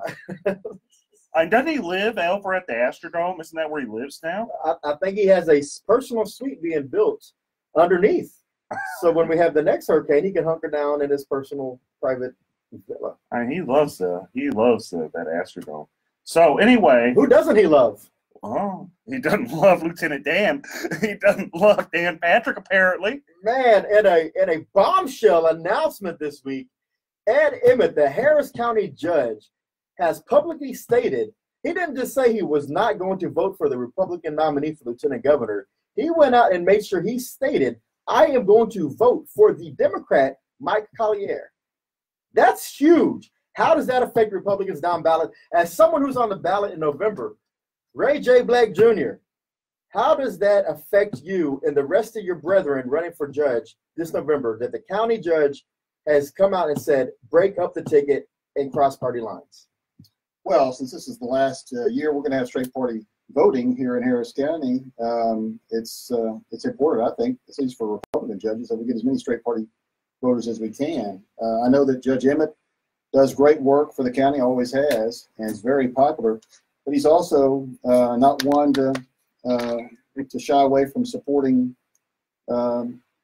Democrats and Republicans both. So I guess it remains to be seen whether those comments and the Chronicles endorsement are going to have any adverse effect on the Republicans, but I certainly hope it does not. Do you remember Lloyd Oliver? I do remember Lloyd Oliver. You remember what Lloyd Oliver said that got him kicked off the ballot?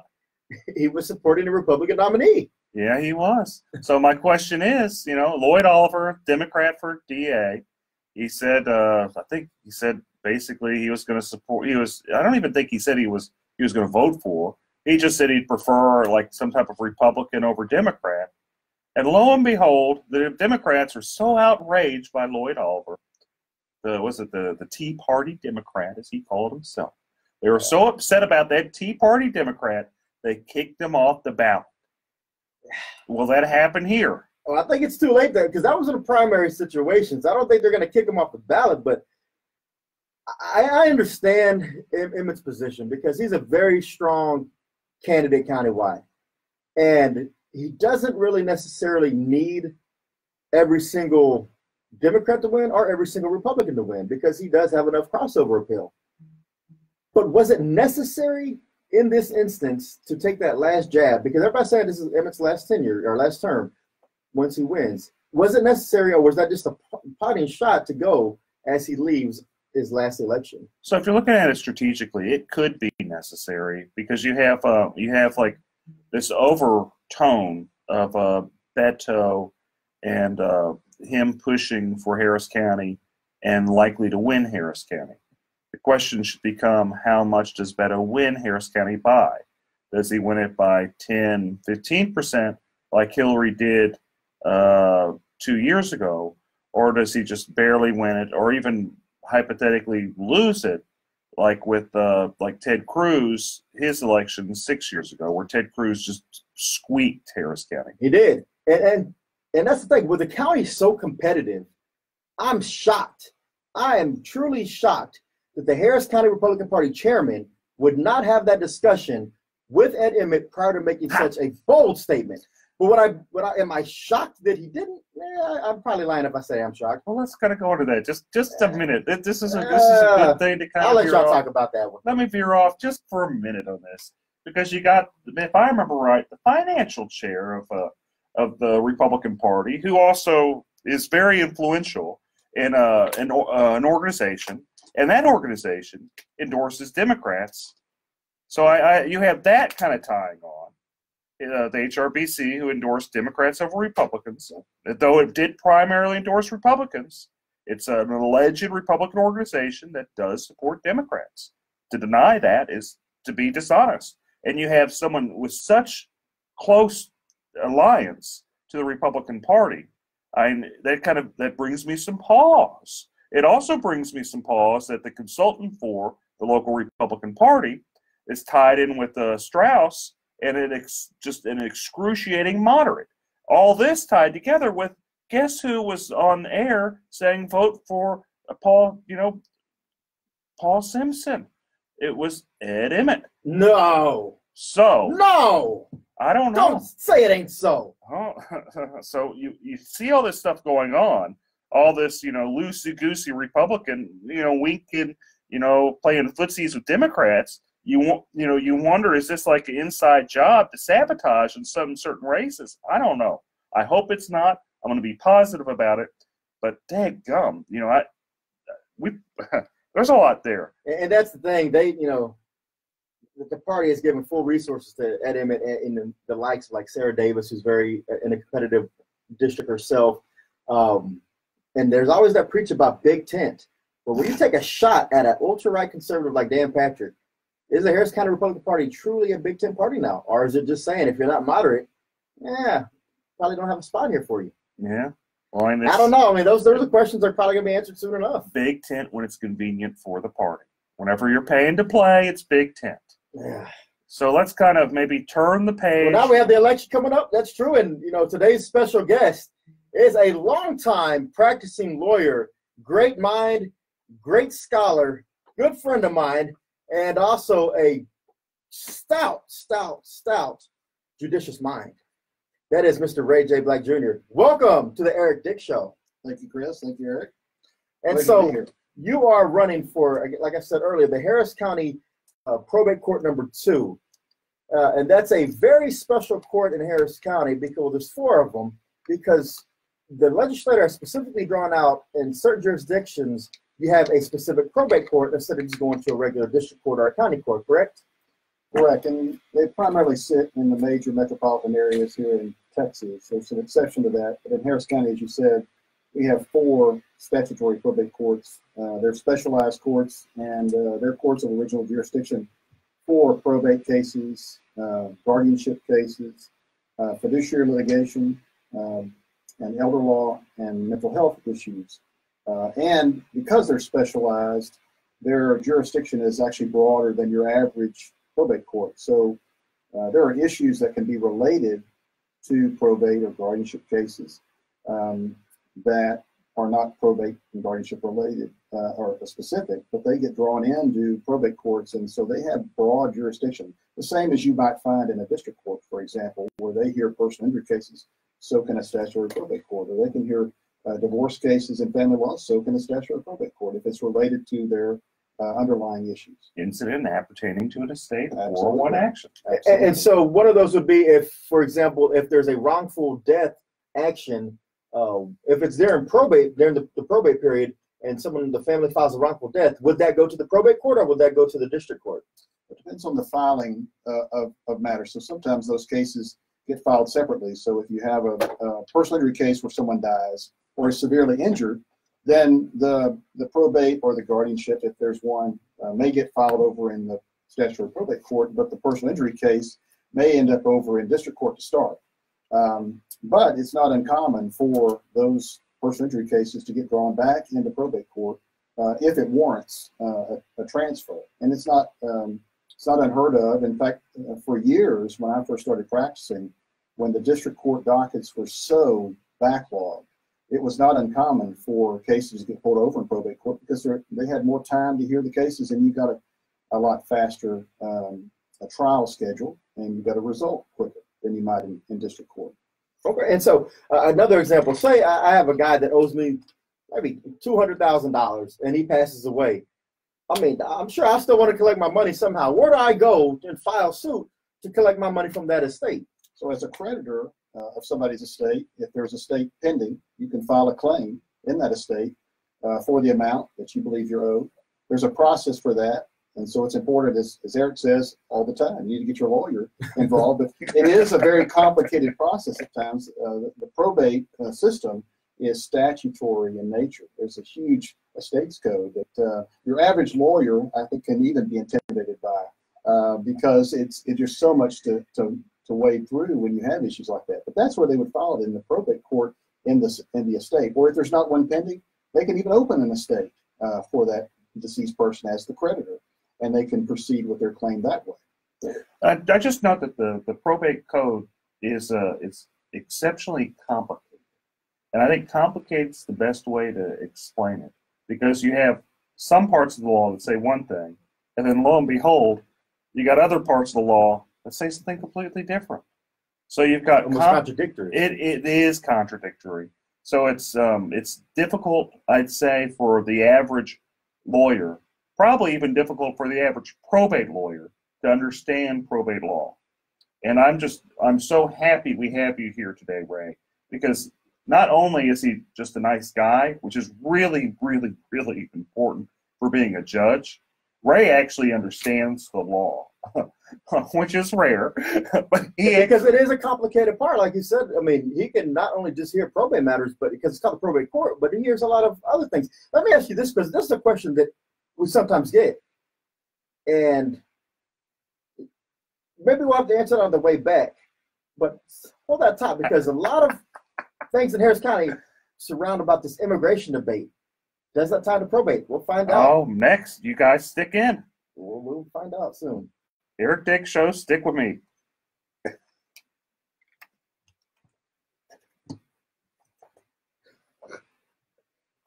So what is the question?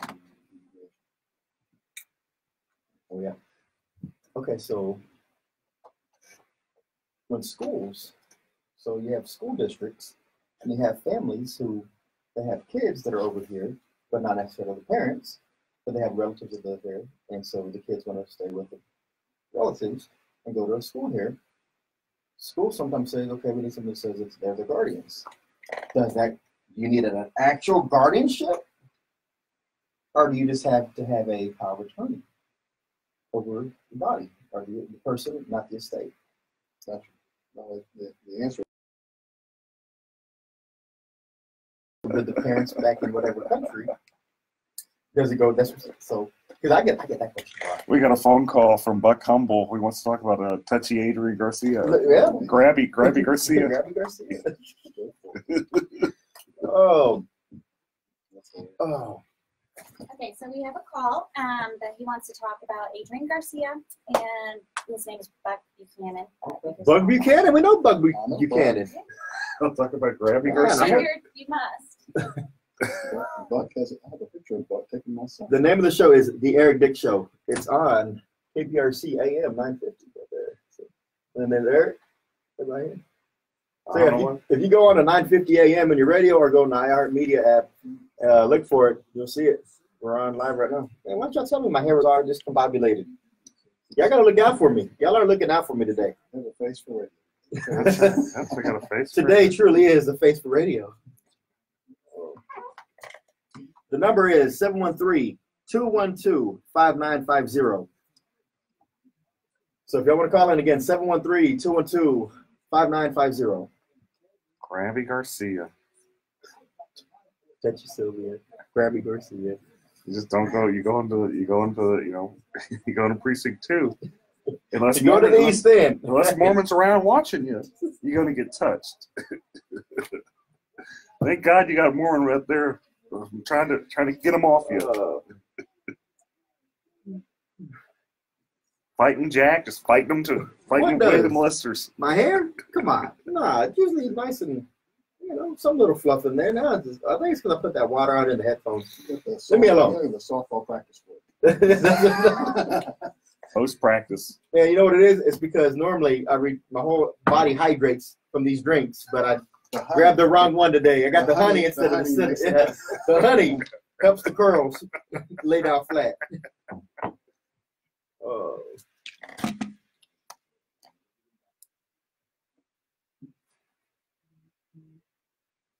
Okay. Yeah. 10 seconds. So Buck comes on. There you go.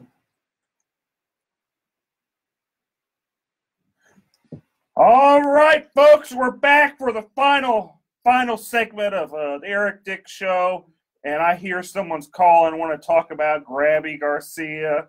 You better watch out if you're in the East End. You better watch out. You got 2 elected officials that got some slippery hands. Going to touch you. You there? You there, Buck? Hey, man, what's going on? Welcome to the Eric Dick Show. Please.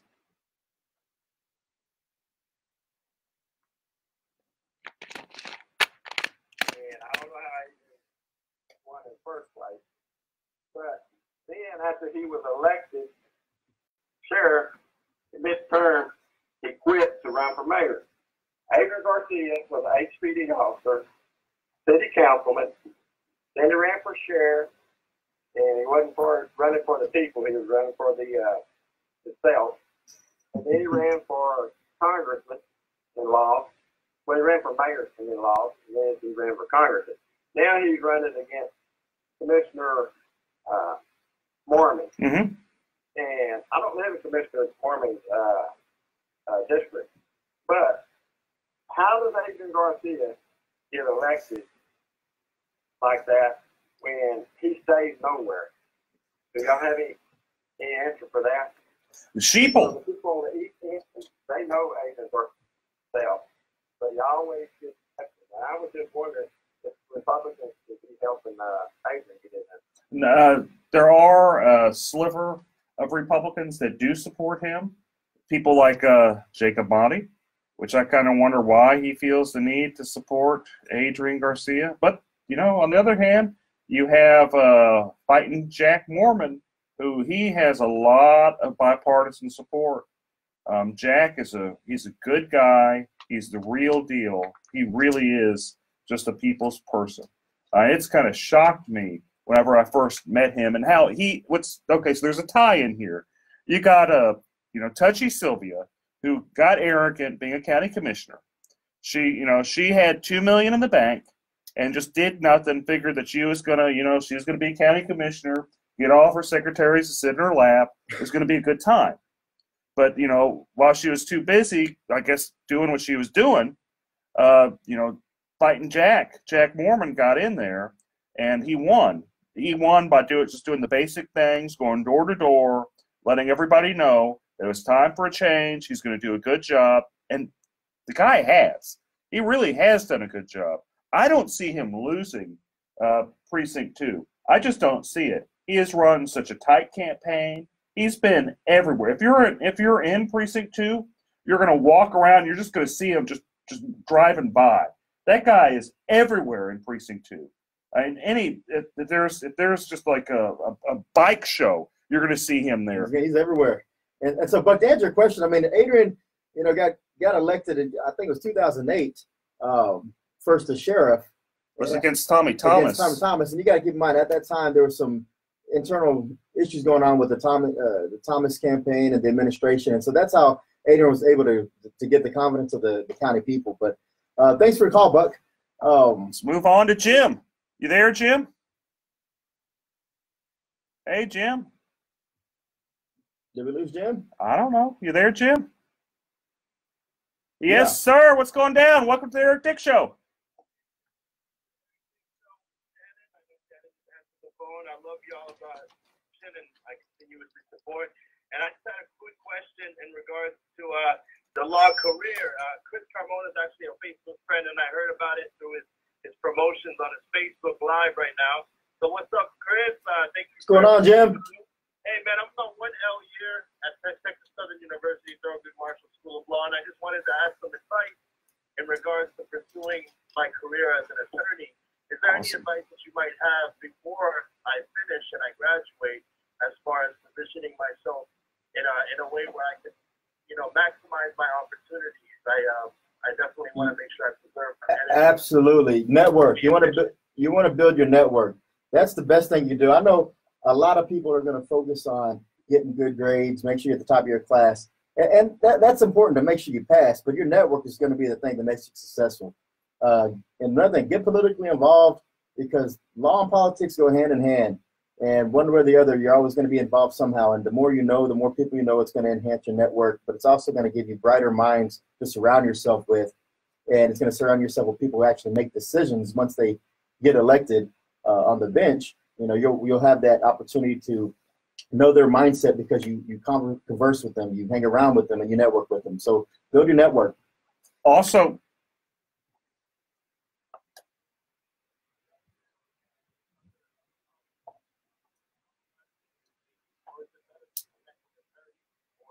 but I think the convenient way is to discuss it in circles. I would say both. You want to meet and talk with as many people as you can, because the non-attorneys will end up being your clients. The attorneys you'll end up dealing with, they'll be friends, they'll mentors, mentees, just people that you pick each other's mind, because cool, man. Thank you. Don't forget your classmates too, because those are people you're going to continue to network with the rest of your career, and you don't know what they're going to do as they progress through their legal career, and you're going to touch base with them for years to come. And you talk about the network. One of my friends, I'm involved in Young Republicans across the country, and one of my network group, Matthew Gilson, just joined on my live feed. I got people in New Jersey, California, Omaha who refer. So just make sure you build that network, and don't just stay local. Build your national network. So thanks for the call, Jim. Hey, so thank you. Hey, we have Ahmed. Hey, man, what's going down? Welcome to the Eric Dick Show.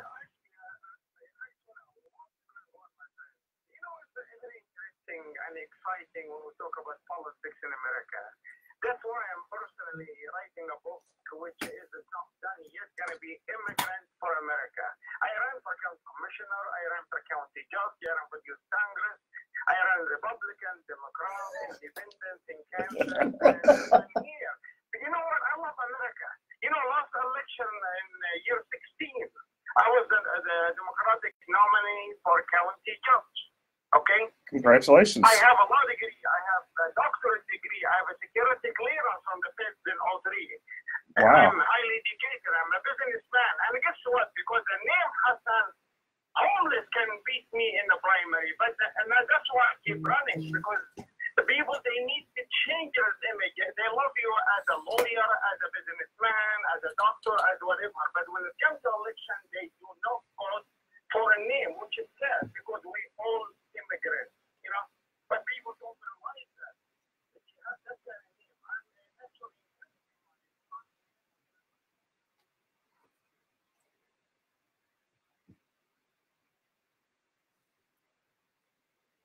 All right, thanks for the call, man. Thank you. We'll keep that in mind going forward. We have to make sure we just look past names, and we appreciate the call. We really do, man. And sometimes, thank you so much. And we're sorry, we're running out of time. Didn't mean to really cut you off, but with names, you just got to keep running. I have an odd last name. Some people consider it a lot of different. A lot of different people have different opinions on it. Yeah. And so, again, one last question in terms of probate. While we have Ray Black here, does immigration in any way play a role in the probate court, especially in Harris County? There's always that the issue of immigration that pops up one way or the other. Does that play a role in the probate courts? And if people are parents from another country want to send their kids to Harris County to live with a relative, do they need to go through the probate process for that?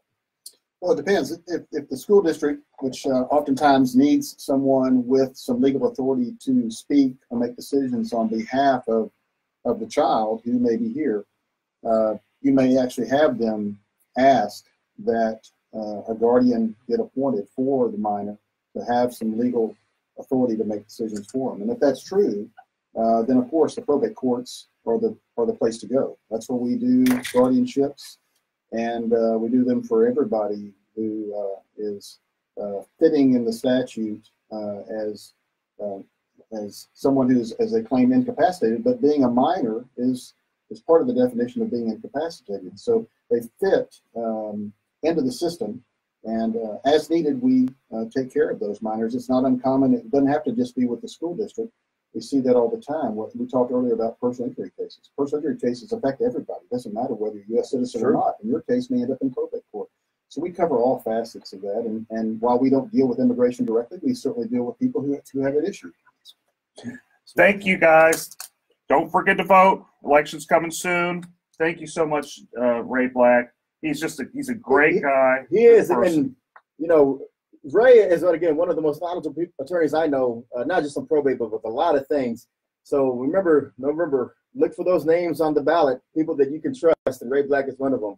And also remember that if you have the need for someone to fight for you because of some homeowner insurance disputes, insurance company's not taking care of you, who do they need to call? Better get Dick. Eric Dick. Better get Dick, Eric Dick. Again, it's been a pleasure spending some time with y'all on this Saturday afternoon. Chris Carmonas here with Ray J. Black Jr. and Eric B. Dick. Take us away, Eric. Next time. See you guys next week. Y'all have a great weekend. Bye.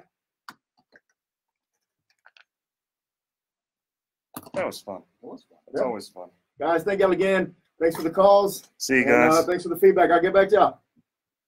Peace.